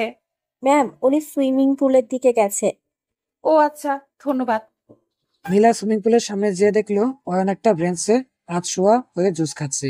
নীলা অয়নের দিকে এগিয়ে যেতে যেতে বলল, দাঁড়া বেটা, তোর জুস আমি বের করছি। নীলা অয়নের সামনে দাঁড়িয়ে বলল, আপনার কি ন্যূনতম কমন সেন্স নেই? নিজের পাশে হঠাৎ কারো কথা শুনে চমকে ওঠে অয়ন। তারপর মাথা তুলে নীলাকে দেখে বলল, কিছু বললে? বললাম আপনার কি কমন সেন্স বলে কিছু নেই? মানে আমি আবার কি করলাম? ও, এখন তো কিছুই বুঝতে পারছেন না। এমন একটা ভাব করছেন যেন ভাজা মাছটা উল্টে খেতে জানেন না, অথচ তলে তলে কাঁচা মাছ খেয়ে ফেলেন। কি বলতে চাইছো তুমি? আপনি তখন আমার রুমে যেয়ে নক করলেন কেন? আমি তখন টাওয়াল পরেছিলাম। তখন কেন নক করতে হবে আপনাকে? নীলার কথা শুনে অয়ন অবাক হয়ে গেল। অয়ন কি বলবে ভেবে পেল না। তারপর নিজেকে সামলে নিয়ে বলল, তোমার মাথায় যে সমস্যা আছে সেটা কি তুমি জানো? আমার মাথায় কোনো সমস্যা নেই, যত সমস্যা সব আপনার মাথায়। সেটাই। পাগল কখনো বুঝতে পারে না সে পাগল। তার কাছে দুনিয়ার সমস্ত মানুষকে পাগল মনে হয়, যেমন তুমি মনে করছো। মানে? এই, তোমার কি কমন সেন্স বলে কিছু নেই? তুমি যে গোসল করে বের হয়েছিলে সেটা কি আমি জানতাম? আর তুমি রুমে টাওয়েল পরেছিলে না বোরকা পরেছিলে সেটা আমি জানবো না তুমি জানবে? অবশ্যই তোমার জানার কথা। আর এমন করে কথা বলছো যেন আমি তোমার রুমে নক না করে ঢুকে গেছি। আমি তো ভদ্র ছেলের মতো বাইরে থেকে নক করেছি। তুমি কি তখন বলতে পারলে না যে স্যার আমি মাত্র গোসল করে এসেছি, এখনো ফ্রেশ হইনি, একটু পরে আসুন বা একটু পরে কথা বলি? তুমি তা না বলে নাচতে নাচতে এসে দরজা খুলে ঢং করে বললে কিছু বলবেন। বরং আমি তখন তোমাকে বললাম এই পোশাকের দরজা খুলেছো কেন, আর এখন এসে আমাকে ঝাড়ি দিচ্ছ? আমি ভদ্র ছেলে বলে এখন এখানে দাঁড়িয়ে আছো। আমার জায়গাতে অন্য কেউ হলে এতক্ষণ। নীলা মনে মনে বলল, বেটা, তুই যে কেমন ভদ্র সেটা তো আমি জানি। একটা টাওয়াল পরা মেয়ের দিকে হা করে তাকিয়ে থাকিস, আবার নিজেকে ভদ্র বলে দাবি করিস। তবে নীলা এটা ভালো করে বুঝতে পেরেছে যে সে খুব বড় একটা বোকামি করে ফেলেছে। তাই নীলা এই প্রসঙ্গটা বাদ দিয়ে বলল, সে যাই হোক, বাদ দিলাম। এবার চলুন, কেন ডেকেছেন? আহা কি বিচার! যখন দেখলো ভুলটা নিজের তখন ঠাস করে অন্যদিকে কথা ঘুরিয়ে দিল। তখন আমি খেতে আসছিলাম, তাই ভাবলাম তোমাকেও বলি খাবে কিনা। যাই হোক, তুমি খেয়ে নিও। আমি খুব টায়ার্ড, এখন একটা ঘুম দিতে হবে। তুমি খেয়ে ঘুমাতে চাইলে ঘুমিও, না চাইলে যা মনে হয় তাই করো। আপনি খাবেন না? না। কেন? অদৃশ্য কোনো খাবারকে পেট ভরে গেছে। অয়ন নীলার সামনে থেকে হাঁটতে হাঁটতে হোটেলের রুমের দিকে চলে গেল। নীলা বুঝতে পারলো না অদৃশ্য খাবারটা কি। একটু পর যখন বুঝতে পারলো তখন নীলা একটা চিৎকার করে বলল, বেটা রাক্ষস কোথাকার! দুপুরে খাওয়া দাওয়া করার পর নীলা রুমে এসে আম্মুর সাথে কথা বলে। কখন ঘুমিয়ে গেছে সে নিজেও জানে না। নীলার যখন ঘুম ভাঙলো তখন বিকেল হয়ে গেছে। নীলা উঠে ফ্রেশ হয়ে অয়নের রুমের সামনে যে নক করলো। একটু পর অয়ন দরজা খুলে নীলাকে দেখে বলল, কি চাই? আপনি কি আলাদিনের দৈত্য যে কিছু চাইলে দিয়ে দিবেন? এত কথা না বলে কি বলতে এসেছো সেটা বলো। আমি বাইরে ঘুরতে যাব। তো যাও, কে বারণ করেছে? একা একা যেতে ভালো লাগছে না, আপনিও চলুন। তোমার কি মাথা খারাপ? কাল আমাদের এখানকার ম্যানেজারের সাথে দেখা করতে হবে। আমরা যে ব্লিডিংটা তৈরি করেছি সেটা দেখতে যেতে হবে। আজ সমস্ত কাগজগুলো দেখতে হবে। আমার হাতে একদম সময় নেই। আমরা তো কাল দেখা করব, আজকে চলুন না। যেতে পারবো না বললাম তো, তুমি যাও। নীলা মন খারাপ করে হোটেল থেকে বেরিয়ে বিচের দিকে রওনা দিল। নীলা বিচে এসে একা একা হাঁটতে লাগলো। সূর্যটা ধীরে ধীরে আস্তে যেতে থাকলো। নীলা একটা বেঞ্চে বসে সূর্যের দিকে চেয়ে রইল। নীলার সামনে বিশাল জলরাশি, বিশাল বিশাল ঢেউ এসে আছড়ে পড়ছে। চারদিকে অনেক মানুষ বসে আছে। নীলা এক দৃষ্টিতে লাল সূর্যের দিকে চেয়ে রইল। হঠাৎ নীলার সামনে কেউ একটা চিপসের প্যাকেট ধরলো। নীলা অবাক হয়ে গেল। তারপর মাথা তুলে দেখলো অয়ন দাঁড়িয়ে আছে। নীলা চলে আসার পর অয়নের কেমন যেন লাগছিল। একটা মেয়ে বিচে একা একা হাঁটবে, কিছু হতেও তো পারে। তাই অয়নও সাথে হোটেল থেকে বেরিয়ে আসে। নীলা অয়নের দিক থেকে চোখ সরিয়ে নিল। অয়ন বুঝতে পারছে নীলা রাগ করেছে। অয়ন বলল, আমি তোমার বস আর তুমি আমাকে দাঁড় করিয়ে রেখে নিজে বসে আছো? নীলা একটু সরে বসলো। সাথে সাথে অয়ন নীলার পাশে বসে পড়লো। তারপর চিপসের প্যাকেটটা ছিঁড়ে খেতে শুরু করলো। নীলা আর চোখে অয়নের দিকে তাকিয়ে অয়নের হাত থেকে প্যাকেট টান মেরে নিয়ে বলল, আমার জন্য এনে নিজে খাচ্ছেন কেন? তুমি তো খাবে না। আমি কখন বললাম খাবো না? বলনি, আমি ভেবে নিয়েছিলাম। নীলা চিপস খেতে খেতে সূর্যাস্ত দেখছিল। শেষ বিকেলের সোনালী আলোয় নিজেকে একদম অপরূপা লাগছিল। অয়ন অপলক দৃষ্টিতে চেয়ে রইল নীলার দিকে। রাতে চাঁদের আলোয় বিচ দিয়ে খালি পায়ে পাশাপাশি হেঁটে চলছে অয়ন আর নীলা। কেউ কোনো কথা বলছিল না, দুজনেই চুপ। মাঝে মাঝে ঢেউ এসে পায়েল গোড়ালি পর্যন্ত ভিজে যাচ্ছিল তাদের দুজনের। একসময় অয়ন বলল, এখন চলো হোটেলে ফিরে যাক, কাল সারাদিনে অনেক কাজ আছে। ঠিক আছে, চলুন। তারপর নীলা আর অয়ন হোটেলে ফিরে এলো। রাতের খাবার খেয়ে অয়ন নীলাকে একটা ফাইল দিয়ে বলল, রাতে ঘুমানোর আগে ফাইলটা একটু দেখো। নীলা অয়নের কাছ থেকে ফাইলটা নিয়ে শুভরাত্রি বলে নিজের রুমে চলে এলো। তারপর 3টা দিন খুব ব্যস্ততার সাথেই কাটালো। এখানে যেন অফিস থেকে বেশি কাজের চাপ। নীলা কখনো ভাবতেও পারেনি কক্সবাজারে এসে মানুষ এত কাজ নিয়ে এতটা ব্যস্ত থাকতে পারে। 3 দিন একটানা দৌড়াদৌড়ির পর কাজটা শেষ হলো। সন্ধ্যার দিকে নীলা হোটেলে নিজের রুমে বারান্দায় বসেছিল। নীলা নিচে তাকাতেই দেখলো অয়ন সেজেগুজে কোথায় যেন যাচ্ছে। নীলা উপর থেকে অয়নকে ডাক দিল। স্যার, অয়ন নীলার ডাক শুনে ঘুরে উপর দিকে তাকালো, তারপর বলল, কি হয়েছে? কোথায় যাচ্ছেন? না, এখানেই আছি। নীলা বুঝতে পারলো অয়ন মিথ্যা কথা বলছে। নীলা বলল, স্যার 1 মিনিট দাঁড়ান। তারপর নীলা দৌড়ে নিচে নেমে এলো। অয়নের কাছে গিয়ে বলল, চলুন। চলুন মানে কি? তুমি কেন যাবে? একটু গেলে কি হয়? আপনি গেলে আমি কেন যাব না? ও, তোমাকে যেতে হবে না, তুমি অন্যদিন যেও, আজ না। নীলা এক কথা বলতে থাকলো, সে যাবে মানে যাবে। অয়ন অবশেষে রাজি হলো নীলাকে নিয়ে যেতে। তারপর একটা সিএনজি করে কয়েক মিনিটের মধ্যে পৌঁছে গেল। নীলা চারদিকে দেখে বলল, স্যার, এটা তো বার। জি। আমরা কি এখানেই এসেছি? তোমার কি মনে হয় তোমার শ্বশুর বাড়িতে যাচ্ছিলাম? না। তাহলে কথা না বলে চলো। নীলা আর কিছু বলল না, অয়নের সাথে ভেতরে ঢুকে গেল।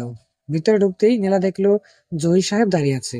জহির সাহেব হলেন এখানে যে প্রজেক্টের কাজ চলছে তার ম্যানেজার। এই 2 দিনে তার সাথে ভালো করেই পরিচয় হয়ে গেল নীলার। জহির সাহেব নীলাকে দেখে বলল, ম্যাম, আপনিও চলে এসেছেন। এই তো আসলাম। তারপর 3জন গিয়ে একটা টেবিলের চারদিকে চেয়ার ছিল। 3জন 3টা চেয়ার দখল করে নিল। জহির সাহেব একটা ওয়েটারকে হাতের ইশারা দিতেই ওয়েটার 2টা লম্বা বোতল নিয়ে আসলো। জহির সাহেব একটা বোতল খুলে বোতলের মধ্যে তরল 2টা গ্লাসে ঢালতে ঢালতে ওয়েটারকে আবার এক গ্লাস জুসের অর্ডার দিল। ওয়েটার জুস এনে রাখলো। জহির সাহেব নীলার দিকে জুসের গ্লাস বাড়িয়ে দিল। হঠাৎ করে অয়নের ফোনটা বেজে উঠলো। অয়ন ফোন নিয়ে একটু দূরে চলে গেল কথা বলতে। নীলা জুস খেতে খেতে বুঝে গেল জহির সাহেব ড্রিঙ্কস করছে। নীলারও ইচ্ছা করলো একবার সেটা খেয়ে দেখতে। নীলা সে কথা বলতেই জহির সাহেব চোখ বড় বড় করে বলল, ম্যাম, আপনি সত্যি কি ড্রিঙ্ক করবেন? হ্যাঁ। এর আগে কি কখনো করছেন? মানে যদি অভ্যাস না থাকে তো সমস্যা হবে। কোনো সমস্যা হবে না। আর এখানে কি কেউ জুস খাওয়ার জন্য আসে? কথাটি বলেই ওনার জন্য যে গ্লাসটা ছিল সেটা নীলা তুলে নিয়ে খাওয়া শুরু করলো। অয়ন ফোনে কথা বলে আস্তে আস্তে নীলা অলরেডি কয়েক গ্লাস শেষ করে ফেললো। অয়ন এসে দেখলো নীলা ডুবছে, কেমন যেন কথা জড়িয়ে গেছে। অয়ন জহির সাহেবের দিকে তাকিয়ে ধমক সুরে বলল, আপনি ওকে ড্রিঙ্ক করতে দিয়েছেন কেন? এখন কি হবে? কিছু হবে না স্যার, ম্যাম বললো এর আগে নাকি কয়েকবার খেয়েছে। ও বলল আর আপনি বিশ্বাস করে ফেললেন? নীলা একটা বোতল নিয়ে হেলতে দুলতে চলে গেল। সামনের দিকে ব্রিজে গান গাইছে আর অনেকের সেখানে নৃত্য করছে। নীলাও মেয়েদের মধ্যে যে সবার সাথে তাল মেলাতে থাকলো। অয়ন নীলার কথা চিন্তা করা বাদ দিয়ে নিজেও ইচ্ছা মতো ড্রিঙ্কস করা শুরু করলো। শেষ কবে করেছিল অনেক মনেই পড়ছে না। বাসায় আম্মু বারণ করে দিয়েছে এই ধরনের জায়গাতে না যেতে। তারপর আর তেমন সুযোগ হয় না। অয়ন তার ইচ্ছা মতো ড্রিঙ্ক করলো। এমন সুযোগ আবার কবে আসবে কে জানে। রাত 1টার দিকে অয়ন আর নীলাকে জহির সাহেব হোটেলের সামনে নামিয়ে দিয়ে চলে গেল। ঠিক মতো হাঁটতে পারছে না, হাঁটতে গেলে পড়ে যায়। অয়নের অভ্যাস আছে বলে সে নিজে সামলে রাখতে পারছে। হঠাৎ নীলা পড়ে যেতে নিলে অয়ন তাকে ধরে ফেলে। তারপর নীলাকে নিয়ে হোটেলের ভিতরে ঢুকে। লিফট বন্ধ, তাই সিঁড়ি দিয়ে উঠতে থাকে 2জন। নীলার এক হাত অয়নের কাঁধের উপর আর অয়নের এক হাত নীলার কোমর জোরে ধরে রেখেছে। নীলা রুমে এসে অয়ন নীলাকে ছেড়ে দিতেই নীলা অয়নকে জোরে ধরলো। অয়ন বলল, নীল, আমাকে ছাড়ো, তুমি ঘুমাও, ঘুমালে সব ঠিক হয়ে যাবে। না, আমি আজ সারা রাত বসে বসে গল্প করব।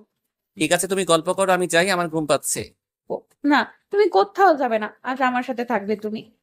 নীলা, তোমার মাথা ঠিক নেই। তুমি একে তো প্রথমবার ড্রিঙ্ক করেছো, তার উপর অনেক বেশি মাত্রায় করে ফেলেছো। অয়ন নীলার কাছে থেকে নিজেকে ছাড়িয়ে নিতেই নীলা ধাক্কা মেরে অয়নকে বিছানায় ফেলে দিল। তারপর অয়নের উপরে বসে অয়নের 2 হাত নীলার বিছানার সাথে চেপে ধরে বলল, তোমাকে বললাম না আজ সারা রাত গল্প করব, তুমি কোথাও যাবে না। কথাটি বলেই নীলা অয়নকে জোরে ধরে অয়নের ঠোঁটে নিজের ঠোঁট মিলিয়ে দিল। অয়ন হঠাৎ করে এমন কিছু হওয়ায় একটা শক খেল। অয়নও ড্রিঙ্ক করেছে, তাই সেও যথেষ্ট ঘোরের মধ্যে আছে। নীলা যেন তাকে আরো ঘোরের মধ্যে নিয়ে গেল। ধীরে ধীরে 2টো মানুষ নিজের অজান্তেই একে অপরকে নিয়ে ডুবতে থাকলো নাম না জানা এক ভালোবাসার সাগরে। সকালে অয়নের ঘুম ভাঙলো কারো কান্নারব আওয়াজে। অয়ন ঠিক বুঝতে পারলো না কান্নার শব্দটা কোথা থেকে আসছে বা কে কান্না করছে। অয়নের মাথাটা বার হয়ে আসছে। অয়ন আস্তে আস্তে চোখ খুললো। অয়ন চোখ খুলেই অবাক হয়ে গেল। প্রথমে কিছুই মাথায় ঢুকলো না, কিছুই বুঝতে পারলো না। অয়ন দেখলো নীলা বিছানার এক কোণে গুটিসুটি মেরে বসে আছে। হাঁটুতে মাথা রেখে বসে কান্না করছে নীলা। অয়ন মনে মনে ভাবলো, নীলা আমার রুমে কি করছে? আর মেয়েটা কান্না করছে কেন? কি হয়েছে ওর? অয়ন শোয়া থেকে যখন উঠতে যাবে তখন অয়নের খেয়াল হলো তার শরীরে পর্যাপ্ত কাপড় নেই। অয়ন তাড়াতাড়ি করে বিছানার চাদর জড়িয়ে বাথরুমে চলে গেল। তারপর পোশাক পরতে পরতে অয়নের খেয়াল হলো কাল রাতের কথা। রাতের কথা মনে পড়তেই অয়নের মাথায় যেন আকাশ ভেঙে পড়ল। এটা কি হয়ে গেল? কেন হলো? কি করে হলো? এখন কি জবাব দিব আমি নীলাকে? ওর সামনে মুখ দেখাবো কি করে? এরকম হাজারো প্রশ্ন অয়নের মাথায় ঘুরপাক খেতে লাগলো, কিন্তু অয়ন কোনো উত্তর খুঁজে পেল না। অয়নের ইচ্ছা করছে এখানেই মরে যেতে। অয়ন এক চুল নড়ার শক্তি পেল না, বাথরুমে পাথরের মতো দাঁড়িয়ে রইল। সকালে যখন নীলার ঘুম ভাঙে তখন নীলার মনে হলো কেউ যেন তাকে জড়িয়ে ধরে ঘুমিয়ে আছে। কিন্তু এটা কি করে সম্ভব? নীলা ধীরে ধীরে চোখ খুলে মাথা ঘুরিয়ে দেখতে পেল অয়ন তাকে জড়িয়ে ধরে ঘুমিয়ে আছে। সাথে সাথে নীলা একটা শক খেলো। অয়নের কাছ থেকে নিজেকে ছাড়িয়ে নিতেই নীলা বুঝতে পারলো কিছু একটা হয়েছে। কিন্তু কি হয়েছে? একটু সময় ভাবতেই নীলার মনে পড়ে গত রাতের ঘটনা। সবকিছু মনে পড়তেই নীলা যেন একেবারে স্তব্ধ হয়ে যায়। দু চোখ বেয়ে নোনা পানি ঘুরে পড়তে থাকে অবিরাম। অয়ন বাথরুম থেকে বেরিয়ে নীলা পাশে যেয়ে বসে। তারপর কিছুক্ষণ চুপ করে বসে থাকে। নীলা তখনও কেঁদেই চলছে অবিরাম। মাঝে মাঝে ফুপিয়ে উঠছে নীলা। অয়ন আস্তে করে ডাক দেয়। নীলা। নীলা কোনো কথা বলল না, আগের মতোই বসে রইল। অয়ন আবারও ডাক দিল। অয়ন নীলাকে বেশ কয়েকবার ডাক দিল। নীলা চোখ তুলে অয়নের দিকে তাকালো, তারপর বলল, আপনি কি করে পারলেন এমনটা? কেন এমন করছেন আপনি আমার সাথে? আপনি আমার কত বড় ক্ষতি করেছেন আপনি জানেন? কেন করলেন এটা আমার সাথে? এখন এটা যদি কেউ জানতে পারে তাহলে সমাজে মুখ দেখাবো কেমন করে? মানুষের সামনে আমার মাথা নিচু হয়ে যাবে, আমার পরিবারের সম্মান নষ্ট হয়ে যাবে। এখন কি হবে আমার? কথাগুলো বলেই নীলা আবার আগের মতো কান্না শুরু করলো। অয়ন কি বলবে কিছুই বুঝতে পারল না। অয়ন কিছু একটা বলতে যাচ্ছিল, তার আগেই নীলা উঠে দাঁড়িয়ে সোজা রুম থেকে বেরিয়ে গেল। নীলা নিজের রুমে যেয়ে দরজা বন্ধ করে দিল। অয়ন নীলার দরজায় অনেকক্ষণ দেখানোর পরও নীলা দরজা খুলল না। তখন অয়ন রিসিপশনে ফোন করে ডুপ্লিকেট একটা চাবি নিয়ে আসতে বলল। হোটেল বয় যখন চাবি নিয়ে এসে দরজা খুলে তখন নীলা হঠাৎ করে দরজা খুলে অয়নের দিকে তাকিয়ে রইল। নীলাকে দেখে অয়ন শান্তিতে একটা নিঃশ্বাস নিল। অয়ন ছেলেটিকে চলে যেতে বলল। ছেলেটি চলে যেতে নীলা বলল, দয়া করে আমাকে একা থাকতে দিন, আর ডিস্টার্ব করবেন না প্লিজ। অয়ন কিছু বলার আগেই নীলা আবারও দরজা বন্ধ করে দিল। অয়ন কিছুক্ষণ নীলার রুমের দরজার সামনে দাঁড়িয়ে থেকে নিজের রুমে চলে গেল। অয়নের প্রচন্ড ক্ষুধা লেগেছে, কিন্তু খাওয়ার ইচ্ছেটা একদমই নেই। অয়ন বিছানায় শুয়ে পড়ল। অয়ন কখন ঘুমিয়ে পড়েছে সে নিজেও জানে না। অয়নের ঘুম ভাঙতেই অয়ন ঘড়ির দিকে তাকিয়ে দেখে সন্ধ্যা 7টা বাজে। অয়ন অবাক হয়ে গেল, এত সময় সে কি করে ঘুমালো? অয়ন বিছানা উঠে বসতেই নীলার কথা মনে হলো। সাথে সাথে অয়ন রুম থেকে বের হয়ে নীলার রুমের সামনে চলে এলো। নীলার রুম বাহির থেকে বন্ধ দেখে অয়নের বুকের ভিতর একটা মোচড় দিয়ে উঠল। কোথায় গেল নীলা? ঢাকায় চলে যায়নি তো? নিজে নিজেকে প্রশ্ন করলো অয়ন। অয়ন দৌড়ে নিচে নেমে এলো, তারপর রিসিপশনের দিকে এগিয়ে গেল। একটা মেয়ে বুকে একটা ফাইলের দিকে তাকিয়েছিল। অয়ন তার কাছে যেয়ে বলল। Excuse me. মেয়েটি অয়নের দিকে তাকিয়ে ফাইলটা বন্ধ করে বলল, জি স্যার বলুন। আমার সাথে যে মেয়েটি ছিল সে কি বাইরে গেছে? হ্যাঁ ম্যাম তো অনেকক্ষণ আগে বাইরে গেছে, তারপর আর ফিরে আসেনি এখনো। কতক্ষণ আগে গেছে? এই ধরুন 2 ঘন্টার মতো হবে। 2 ঘন্টা? অবাক হয়ে গেল অয়ন। সাথে সাথে নিজের উপর প্রচন্ড রাগ হচ্ছে তার। আজকে কি মরার ঘুমটা পারলাম নাকি? কে জানে মেয়েটা একা একা কত দূর গেল, একা একা ঢাকা পৌঁছাতে পারবে কিনা। অনেকক্ষণ চুপ করে থাকতে দেখে মেয়েটি জিজ্ঞেস করলো, স্যার কোনো সমস্যা? অয়ন কি বলবে ভেবে পেল না, শুধু মনে মনে বলল, অনেক বড় সমস্যা। তারপর মেয়েটির দিকে তাকিয়ে বলল, আচ্ছা উনি যখন বাইরে গেছে তখন কি হাতে কোনো ব্যাগ বা লাগেজ ছিল, না খালি হাতে বাইরে গেছে? হাতে কিছু ছিল না, খালি হাতে বাইরে গেছে। Are you sure? 100%। অয়ন আর কিছু না বলে এক দৌড়ে হোটেলে বাইরে চলে এলো। তারপর সোজা বিচের দিকে চলে গেল। নীলা বিচে বসে আছে একা একা, শূন্য দৃষ্টিতে চেয়ে আছে বিশাল জলরাশির দিকে। একটু পরপর বিশাল বড় বড় ঢেউ এসে আছড়ে পড়ছে তীরে। নীলার মনে হচ্ছে এরকমই কোনো এক ঢেউ এসে ভেঙে চুরমার করে দিয়ে গেল তার হৃদয়। শেষ করে দিল তার জীবনটা। নীলার চোখ দিয়ে জল গড়িয়ে পড়ছে। অয়ন বিষ দিয়ে হাঁটছিল আর বারবার চারদিকে তাকাচ্ছিল। অয়নের দু চোখ শুধু নীলাকেই খুঁজে বেড়াচ্ছে। প্রায় 8 ঘন্টা যাবৎ অয়ন নীলাকে খুঁজে চলছে, কিন্তু নীলা কোনো দেখা পেল না। একে তো সারাদিন না খাওয়ার শরীর, তার উপরে এতটা দৌড়াদৌড়ি। অয়নের মনে হলো আর এক পা এগোনোর মতো শক্তি তার শরীরে নেই। অয়ন দপ করে বালির মাঝে হাঁটু গেড়ে বসে পড়ল। অয়নের চিৎকার করে কান্না করতে ইচ্ছে করছে। হঠাৎ করে সামনের দিকে চোখ যেতেই অয়নের মনে হলো অনেকটা দূরে কেউ একজন বসে আছে। সে কি নীলা? অয়ন দুর্বল পায়ে এক পা দুপা করে আবারও সামনের দিকে এগিয়ে যেতে থাকলো। অয়ন যখন বুঝতে পারলো যে সেটা নীলা, তখন দৌড়ে যেয়ে নীলার সামনে বসে পড়ল। নীলা মুখ তুলে অয়নের দিকে চাইতেই অয়নের বুকের মধ্যে কেঁপে উঠল। নীলা চোখ দিয়ে পানি গড়িয়ে পড়ে তার শুকিয়ে কালো দাগ হয়ে আছে। মুখটা একদম শুকিয়ে গেছে, চোখ দুটো গভীরে চলে গেছে। অয়ন নীলার দিকে তাকিয়ে বলল, তুমি এখানে?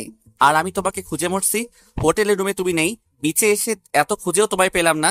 তুমি এত দূরে কি করছো? নীলা কোনো কথা বলল না, শুধু অয়নের দিকে শূন্য দৃষ্টিতে চেয়ে রইল। অয়ন আবারও বলল, কথা বলছো না কেন? তুমি আমাকে না জানিয়ে হোটেল থেকে বেরিয়েছো কেন? যদি কিছু একটা হয়েছে তো? কি হবে? কি হবার আছে আর? যা হবার সেটা হয়ে গেছে। যা হয়েছে তার থেকে খারাপ কিছু আর হতে পারে না। আমি স্বীকার করছি যা হয়েছে তা অনেক খারাপ হয়েছে, অনেক বড় ভুল হয়ে গেছে। কিন্তু যা হবার সেটা তো হয়েই গেছে, তাই না? আর এমন তো নয় যে ভুলটা আমার ইচ্ছে করে করেছি, আমাদের অজান্তে হয়ে গেছে। এখন সেটা ধরে বসে থাকলে তো চলবে না, এটার কোনো একটা সমাধান বের করতে হবে। পৃথিবীতে যখন সমস্যা আছে তখন সমাধানও আছে। কিসের সমস্যা? হ্যাঁ, কিসের সমাধান? এটার কোনো সমাধান নেই। নীলা আবারও কান্না করতে লাগলো। অয়ন কি করবে কিছুই বুঝতে পারছে না। অয়ন নীলা হাত দুটো ধরে বলল, প্লিজ তুমি কান্না করো না, আমি কিছু একটা উপায় বের করে ফেলবো। আমি ঢাকায় যেতে চাই, আজকেই যেতে চাই। আমার কিচ্ছু ভালো লাগছে না। ঠিক আছে, আজকে আমরা ঢাকায় ফিরবো। এবার অন্তত কান্না থামাও।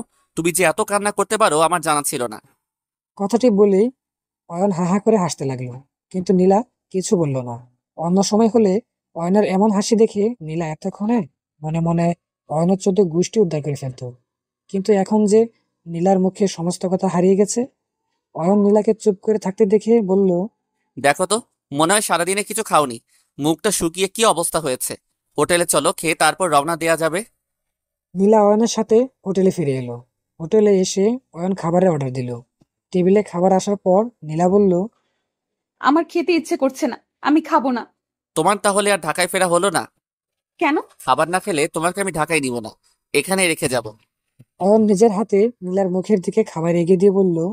হা করো। নীলা হা করলো না। অয়ন এবার ধমক দিয়ে বলল, এই মেয়ে, হা করো বলছি। অয়নের ধমক খেয়ে নীলা খাবার খাওয়ার জন্য সাথে সাথে হা করে ফেলল।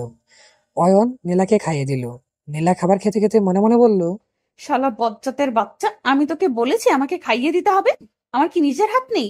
আল্লাহ যে এত বড় বড় দুটো হাত দিয়েছে আমাকে, তোর চোখে পড়ে না? শালা বান্দর, তোর সাহস কত বড় আমাকে ধমক দিস? অয়ন নীলাকে খাইয়ে দিয়ে নিজে খেয়ে রুমে চলে এলো। তারপর জয়ী সাহেবকে ফোন করে কক্সবাজার থেকে ঢাকা যাওয়ার রাত 8টায় বাসের 2টা টিকিট কেটে রাখতে বলল। নীলাকে ব্যাগগুলো গোছাতে বলে নিজের ব্যাগ গুছিয়ে রেডি হয়ে হোটেল চেক আউট করে বের হলো। বাস স্ট্যান্ডে এসে জয়ী সাহেবের কাছ থেকে টিকিট আর বিদায় নিয়ে বাসে উঠে রওনা দিল ঢাকার উদ্দেশ্যে। ঢাকায় এসে অয়ন ড্রাইভারকে ফোন করে গাড়ি নিয়ে বাস স্ট্যান্ডে যেতে বলল। অয়ন বাস থেকে নেমে নীলাকে নিয়ে গাড়িতে করে নীলার বাসার দিকে রওনা দিল। নীলার বাসার সামনে এসে গাড়ি ব্রেক কষাতেই নীলা নিজের ব্যাগ নিজে নেমে সোজা বাসার ভেতরে ঢুকে গেল। নীলা অয়নের দিকে একবারও ফিরে তাকালো না। অয়ন কিছু সময় চেয়ে রইল নীলা চলে যাওয়ার পথে। তারপর ড্রাইভারকে বলল বাসায় নিয়ে যেতে। সূর্যটা ঢেলে পড়েছে পশ্চিম আকাশে। দিনের শেষবারের মতো সোনালি আলো ছুঁয়ে দিচ্ছে পৃথিবীর দিকে। একটু পরেই সূর্যটা হারিয়ে যাবে, পৃথিবী জুড়ে নামবে অন্ধকারময় রাত। আকাশে উড়ে বেড়ানো পাখিগুলো স্তব্ধ হয়ে উঠবে, তাদের আপন নিভে ফিরতে হবে সন্ধ্যা নামার আগে। নীলা ছাদে বসে আপন মনে তাকিয়ে আছে আকাশের দিকে, হাতে এক মগ কফি। নীলা এতটাই উদাসীন হয়ে আকাশের দিকে তাকিয়ে আছে যে তার কফি খাবার কথা মনেই নেই। নীলা আপন মনে ভেবে চলছে, কি থেকে কি হয়ে গেল? 2টা দিন আগেও তো আমার জীবনটা কত আনন্দময় ছিল। হঠাৎ করে কেন কালবৈশাখী ঝড় এলো আমার জীবনে? জীবনটা একদম তছনছ করে দিয়ে গেল। সেদিন সেদিন কেন যে ড্রিঙ্ক করতে গেলাম। নিজের উপর প্রচন্ড রাগ হচ্ছে নীলার। কফিটা তো ঠান্ডা হয়ে গেল। নীলা যখন আপন মনে ভাবনার জগতে ঘুরে বেড়াচ্ছিল, তখন কারো কথা শুনে হকচকিয়ে গেল। নীলা তাকিয়ে দেখে রুকিয়া বেগম দাঁড়িয়ে আছে। রুকিয়া বেগম নীলা পাশে বসতে বসতে বলল, তোর কি হয়েছে বলতো? নীলা এমন প্রশ্ন শুনে কি জবাব দিবে কিছু বুঝতে পারল না। তাই নীলা বলল, আমার আবার কি হবে? রুকিয়া বেগম নীলার চোখের দিকে তাকিয়ে বলল, আমি তোর চোখ দেখেই বুঝতে পারছি কিছু একটা হয়েছে, কিন্তু সেটা কি? কক্সবাজার থেকে এসে কোনো কথা বললি না, কেমন যেন চুপ করে আছিস। আমি ভাবলাম এত দূর জার্নি করে এসেছিস, তাই হয়তো টায়ার্ড। এখন ছাদে এসে দেখি উদাস হয়ে তাকিয়ে আছিস আকাশের দিকে, হাতের কফিটা পর্যন্ত ঠান্ডা হয়ে গেছে। সত্য করে বলতো, তোর কি হয়েছে? নীলা আম্মুর দিকে তাকিয়ে মুখে জোর করে একটা হাসি ফুটিয়ে বলল, তেমন কিছু হয়নি আম্মু। আম, একটু কেমন যেন লাগছে। তুমি টেনশন করো না। রুকিয়া বেগম কেমন যেন সন্দেহ চোখে তাকিয়ে বলল, তোকে দেখে তো মনে হচ্ছে না কিছু হয়নি। কিছু একটা তো হয়েছেই, তা না হলে তুই তো চুপচাপ করে থাকার মানুষ না। তোর চিৎকার চেঁচামেচির জন্য পাগল হওয়ার উপক্রম হয় বাসার সবাই, সেই তুই চুপ হয়ে গেলি কেন? আজব তো, চিৎকার করলেও বকা দাও, আবার চুপ থাকলেও হাজারটা প্রশ্ন কর। কি করব তাহলে? কি হয়েছে সেটা বল, শেয়ার কর। মানুষ তো আম্মুর সাথেই কত কিছুই না শেয়ার করে, তাই না? আম্মু আমার ফেসবুকে একটা হ্যান্ডসাম ছেলে ফ্রেন্ড রিকোয়েস্ট পাঠিয়েছে। সেই রিকোয়েস্টে একসেপ্ট করতে গিয়ে ডিলিট হয়ে গেছে, তাই মন খারাপ। তুই কি ফাজলামো করছিস আমার সাথে? আমাদের কি ফাজলামোর সম্পর্ক? রুকিয়া বেগম কিছু একটা বলতে যাচ্ছিল, ঠিক তখন নিচে গাড়ির হর্ন কানে এলো। রুকিয়া বেগম বলল, তোর আব্বু এসেছে বোধ হয়, আমি যাই। কফির মগটা নিয়ে যাও। রুকিয়া বেগম কফির মগ নিয়ে চলে গেল। নীলা তাকিয়ে রইল রাতে শহরের দিকে। রাতে খাবারের পর অয়ন নিজের রুমে বারান্দায় যেয়ে বসলো। কক্সবাজার থেকে আসার পর থেকেই অহনা আহমেদ খেয়াল করছে অয়ন কেমন যেন উদাসীন হয়ে আছে। ঠিকমতো কথা বলছে না, খাচ্ছে না, হাসছে না, সবসময় মুখটা গম্ভীর করে রেখেছে। অহনা আহমেদ প্রথমে ভেবেছিল কক্সবাজার প্রজেক্টের কাজ হয়তো ঠিকঠাকভাবে হচ্ছে না, তাই অয়নের মন খারাপ। কিন্তু একটু আগে অহনা আহমেদ ম্যানেজার জহির সাহেবকে ফোন করে জানতে পেরেছে সেখানে সবকিছু ঠিকঠাক আছে, কোনো সমস্যা হয়নি। জহির সাহেবের সাথে কথা বলে অহনা আহমেদের চিন্তা আরো বেড়ে গেল। তাহলে কি হচ্ছে অয়নের? অয়ন আহমেদ অয়নের রুমে যেয়ে দেখলো অয়ন চুপ করে বারান্দায় বসে আছে। তিনি ছোট করে ডাক দিলেন। অয়ন পেছন ঘুরে দেখে আম্মু দাঁড়িয়ে আছে। অয়ন বলল, আম্মু আসো। অহনা আহমেদ যে অয়নের পাশে বসলো। তারপর অয়নের মাথায় হাত রেখে বলল, কি হয়েছে অয়ন? কোনো সমস্যা? অয়ন একটা ভয় পাচ্ছিল এতক্ষণ। তাকে এমন চুপ থাকতে দেখে আম্মু নিশ্চয়ই কিছু একটা বুঝতে পেরেছে। তবুও অয়ন যেন কিছুই হয়নি এমন একটা ভান করে বলল, কি হবে? আমি তো সেটাই জানতে চাইছি যে কি হয়েছে। তোকে এমন লাগছে কেন, আমাকে বল। তেমন কিছু না আম্মু। তাহলে কেমন কিছু? আসলে আম্মু হয়েছে কি, মানে সত্য বলবো না মিথ্যা বলবো? তুই যদি তোর আম্মুকে মিথ্যে বলতে পারিস তাহলে বল, আমি শুনছি। অয়ন জানে যে মিথ্যা বলতে পারবে না, তাই সেদিনের সমস্ত ঘটনা খুলে বলল। সবকিছু শুনে অহনা আহমেদ যেন আকাশ থেকে পড়ল। তিনি বললেন, তুমি কি জানো তুমি কত বড় অন্যায় করে ফেলেছো? তুমি শুধু তোমার নয়, আমার মাথায়ও হেড করে দিয়েছো। অয়ন খেয়াল করলো আম্মু তাকে তুমি করে বলছে।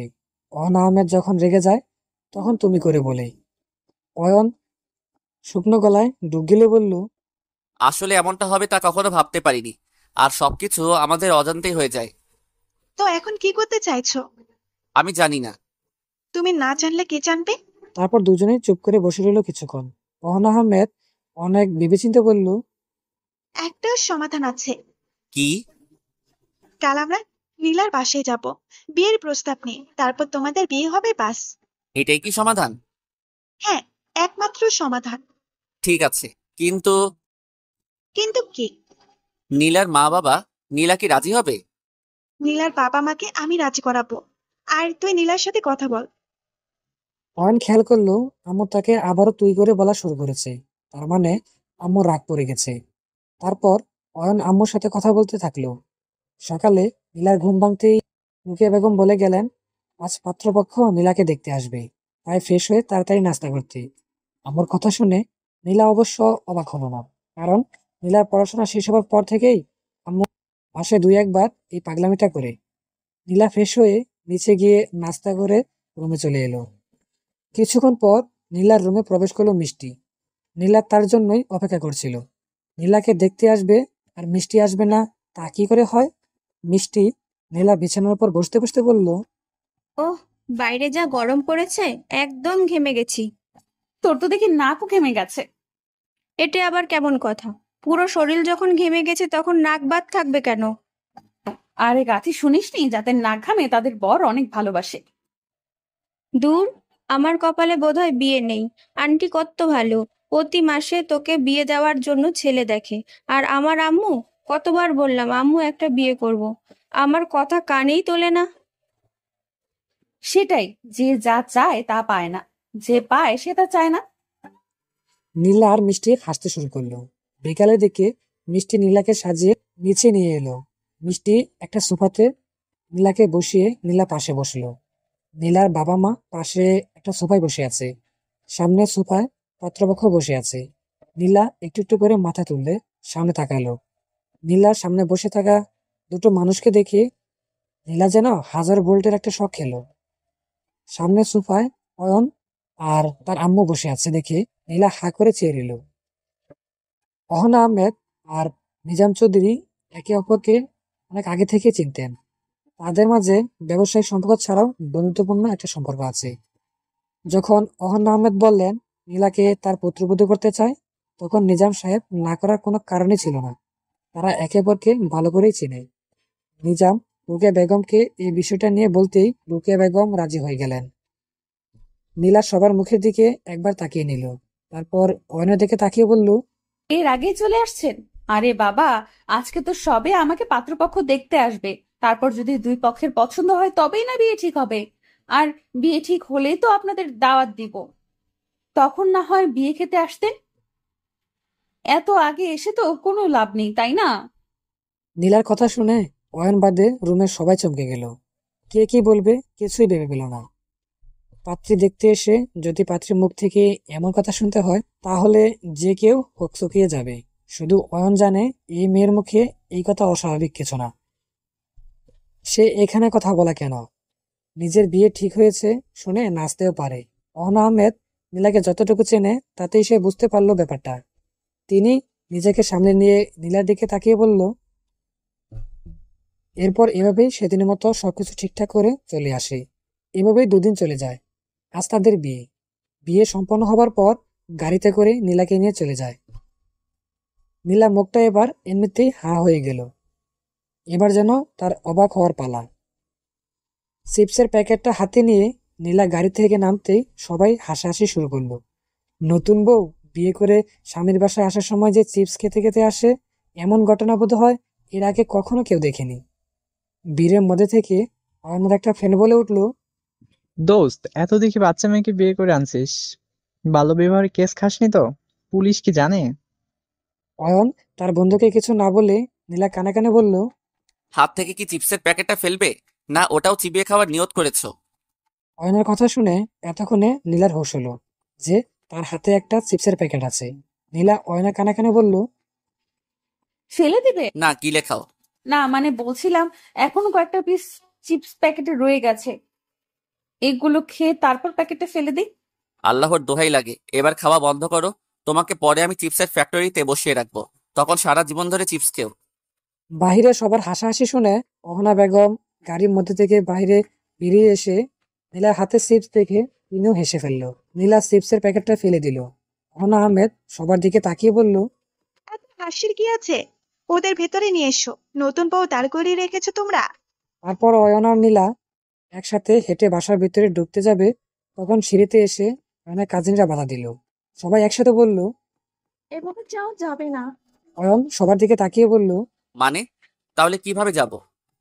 সবার মধ্যে থেকে একটা পিচ্চি মেয়ে বলে উঠল, আপুকে তোমায় কোলে করে নিয়ে যেতে হবে। অয়ন জানে এই বিচ্ছুগুলোর হাত থেকে আজ নিস্তার নেই। যা বলছে তা করতেই হবে। অয়ন নীলাকে কুলে তুলে নিল, তারপর সিঁড়ি দিয়ে উপরে উঠতে লাগলো। অয়ন উঠতে উঠতে নীলার দিকে তাকিয়ে বলল, আগে যদি জানতাম এমন একটা পরিস্থিতিতে পড়তে হবে, তাহলে তোমাকে 3 মাস আগে থেকে খেতে বারণ করে দিতাম। কেন আমি ভারী? জি না, তুমি ভারী হবে কেন? তুমি তো পাথরের মতো হালকা। শালা বজ্জাত, আমি যদি আগে জানতাম যে এমনটা হবে তাহলে আমি এই কয়দিনে খেয়ে ওজন 90 কেজি করতাম। নীলার একটু আফসোস হলো ওজন কম থাকার জন্য। তাই না? তাহলে এবার দেখুন কি করি।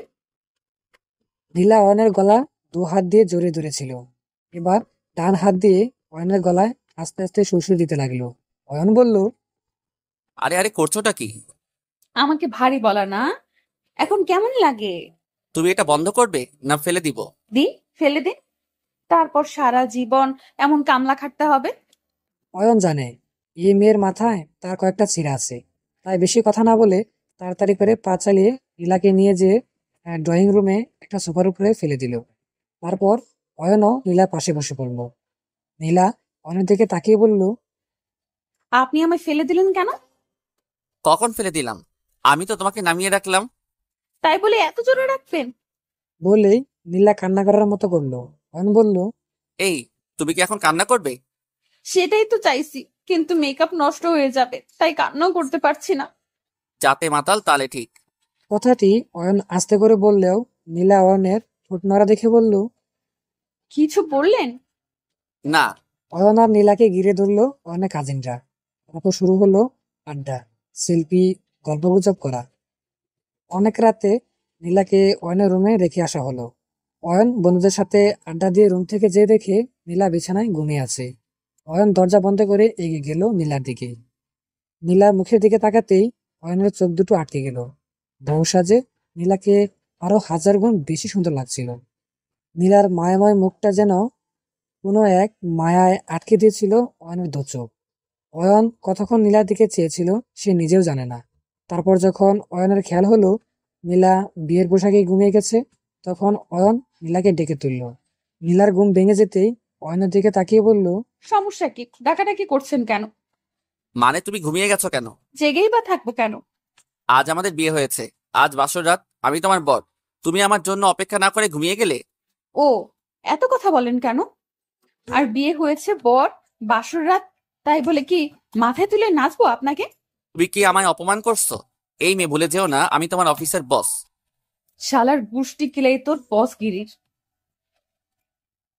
তোর অফিসের চাকরির খ্যাতা পুরি করবো না আর তোর অফিসের চাকরি। আর আমি কি এখানে তোর অফিসের স্টাফ? আমাদের সাথে আর বসের স্টাফের সম্পর্ক নেই। তুমি আমার সাথে তুই করে কথা বলছো কেন? আমার যা ইচ্ছে তাই করব। তুমি না বললে এখন আমরা আর বস স্টাফ নই? তাহলে তো তুমি বললা আমরা স্বামী স্ত্রী। তাহলে তো আমার জন্য অপেক্ষা করা তোমার কর্তব্য, তাই না? নীলা রুমের চারদিকে তাকাতে লাগলো। অয়ন বলল, কিছু খুঁজছো? একটা ইট খুঁজছি। অয়নের মনে পড়ে গেল সেই প্রথম দিনের কথা। অয়ন বলল, থাক, তার দরকার নেই, চলো ঘুমিয়ে পড়ি। সেটাই তো বলছি, যান সোফায় গিয়ে শুয়ে পড়ুন। সোফায় শুয়ে পড়বো মানে? ইট কি খুঁজে আনতেই হবে? অয়ন আর কিছু না বলে সোফায় যেয়ে শুয়ে পড়ল। নীলা একটা বিশ্বজয়ের হাসি দিয়ে মনে মনে বলল, বেটা বজ্জাত, তুই ফুলে ফুলে ঘুরে ঘুরে মধু খাবি না? আমি তোকে এমন টাইট দিব, ফুল তো দূরের কথা, একটা ফুলের গাছও চোখে দেখবি না। অয়ন সোফায় শুয়ে ভাবছে, এই মেয়ে কখনো সোজা পথে যাবে না সেটা আমি জানি, তবে তুমি ভেবো না আমি স্কিলা। আমিও বাঁকা পথেই হাঁটবো। তুমি যদি চলো ডালে ডালে, আমি চলি পাতায় পাতায়। নীলা আর অয়নের বিয়ের আজ প্রায় 6 মাস হয়ে গেল। এই 6 মাসে অয়নকে খুবই কষ্টের সহিত সোফায় রাত্রি যাপন করতে হয়েছে। অয়ন সোফায় শুয়ে শুয়ে ভাবলো, না আর না, অনেক হয়েছে, এবার কিছু একটা করতেই হবে। নীলা বিকালে বারান্দায় বসেছিল, তখন একটা গাড়ি এসে থামলো বাসার সামনে। নীলা দেখলো গাড়ি থেকে অয়ন এবং আরো একটা মেয়ে বের হলো। মেয়েটির শরীরের পোশাক দেখেই মেজাজ গরম হয়ে গেল। তারপর যখন নীলা দেখলো মেয়েটি অয়নকে জড়িয়ে ধরে কি যেন বললো, অয়নও হেসে ফেললো তার কথা শুনে। তারপর মেয়েটি অয়নকে ছেড়ে দিয়ে গাড়িতে করে উঠে চলে গেল। নীলার চোখ দিয়ে আগুন বের হওয়ার মতো অবস্থা। নীলা শুধু অগ্নিমূর্তি হয়ে চেয়ে রইল অয়নের দিকে, কিন্তু অয়নকে এ ব্যাপারে কিছু বলল না। সেদিনের পর থেকে নীলা খেয়াল করলো অয়ন অফিস থেকে ফেরার সময় প্রতিদিন এক একটা মেয়ের সাথে আসে, এবং মেয়েগুলো যে ভালো না সেটা তাদের পোশাক দেখেই বোঝা যায়। 1 সপ্তাহ এমন করার পর নীলার রাগে মাত্রা ছাড়িয়ে গেল। আজও যখন অয়ন একটা মেয়ের সাথে ফিরে বাসায় আসলো, অয়ন রুমে আসার সাথে সাথেই নীলা দরজা বন্ধ করে ঠাস করে বন্ধ করে দিয়ে অয়নের শার্টের কলা চেপে ধরে বলল, শালা বজ্জাত, তোর সাহস তো কম নয়। তুই ঘরে বউ রেখে অন্য মেয়েদের সাথে ঘুরে বেড়াস। আজ তোর একদিন কি আমার একদিন। নীলার কথা শুনে অয়ন কিছু একটা বলতে যাবে, তার আগেই নীলার ঠোঁট অয়নের ঠোঁটের সাথে মিলিয়ে দিল। অয়ন মনে মনে বলল, মিস বিলা, আমি জানতাম তুমি বাঁকা পথেই হাঁটবে, এখন তো দেখছি রীতিমতো দৌড়াচ্ছ। অয়ন নীলাকে তার প্রেমের কথা বলতেই নীলা রেগে গেল। ও সব মেয়ের সাথে যা করেছে সব নাটক ছিল। এটা অয়ন নীলাকে বলতেই নীলা অয়নের বুকে পিঠে কয়েকশো কিল বসিয়ে দিল। 6 বছর পর অয়ন ড্রয়িং রুমে বসে টিভি দেখছে। মোহন আহমেদ গ্রামের বাড়িতে গেছে একটা কাজে। 3 দিন পর চলে আসার কথা। নীলা কিচেনে রান্না করছে। তখন অয়নের কাছে অনামিকা বাড়ি থেকে দৌড়ে এলো। ও অনামিকা হলো অয়ন আর নীলার একমাত্র মেয়ে। বয়স 4 বছর পার হলো কয়েকদিন আগে। অনামিকাকে কুলের উপর বসিয়ে অয়ন বলল, কোথায় গিয়েছিলাম ও? নিচে রোমার সাথে খেলছিলাম। খেলা শেষ? না, তাহলে চলে এলে কেন?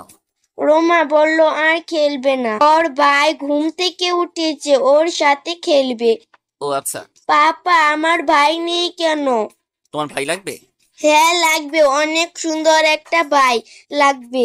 ঠিক আছে, তোমার জন্য একটা সুন্দর দেখে ভাই নিয়ে আসবো। সত্যি? হ্যাঁ, সত্যি সত্যি সত্যি, 3 সত্যি।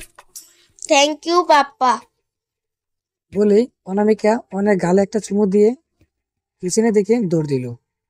রাতে নীলা ড্রেসিং টেবিলের সামনে দাঁড়িয়ে চুলে চিরুনি করছিল। তখন অয়ন রুমে এসে নীলাকে পেছন থেকে জড়িয়ে দিল। নীলা বলল, হচ্ছেটা কি? ছাড়ো বলছি।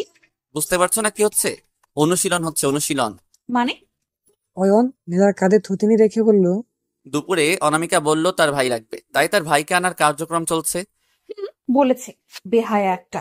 বেহায়াই তো, তোমার প্রেমে বেহায়া আমি। তাহলে চলো শুরু করি। নীলা কিছু বলার আগেই অয়ন নীলাকে ঘুরিয়ে দিয়ে তার ঠোঁট দুটো মিলিয়ে দিল নীলার ঠোঁটে। তারপর থাক থাক, এটা বলতে গেলে আবার একটা ইতিহাস হয়ে যাবে। এভাবে চলতে থাকে তাদের ভালোবাসার খুনসুটি দিনগুলো। তো বন্ধুরা, গল্পটা কেমন লাগলো জানাতে একদমই ভুলবে না কিন্তু। আর যদি ভালো লেগে থাকে তাহলে অবশ্যই কমেন্ট করে আমাদেরকে জানাবে। আর হ্যাঁ, তোমরা যদি আমার চ্যানেলটি এখনো সাবস্ক্রাইব করে না থাকো তাহলে অবশ্যই সাবস্ক্রাইব করে নেবে। আর দেখা হচ্ছে খুব শীঘ্রই নতুন একটা ভিডিওতে। সেই পর্যন্ত সবাই ভালো থাকো, সুস্থ থাকো। ধন্যবাদ সবাইকে। সম্পূর্ণ গল্পটির সাথে থাকার জন্য অসংখ্য ধন্যবাদ।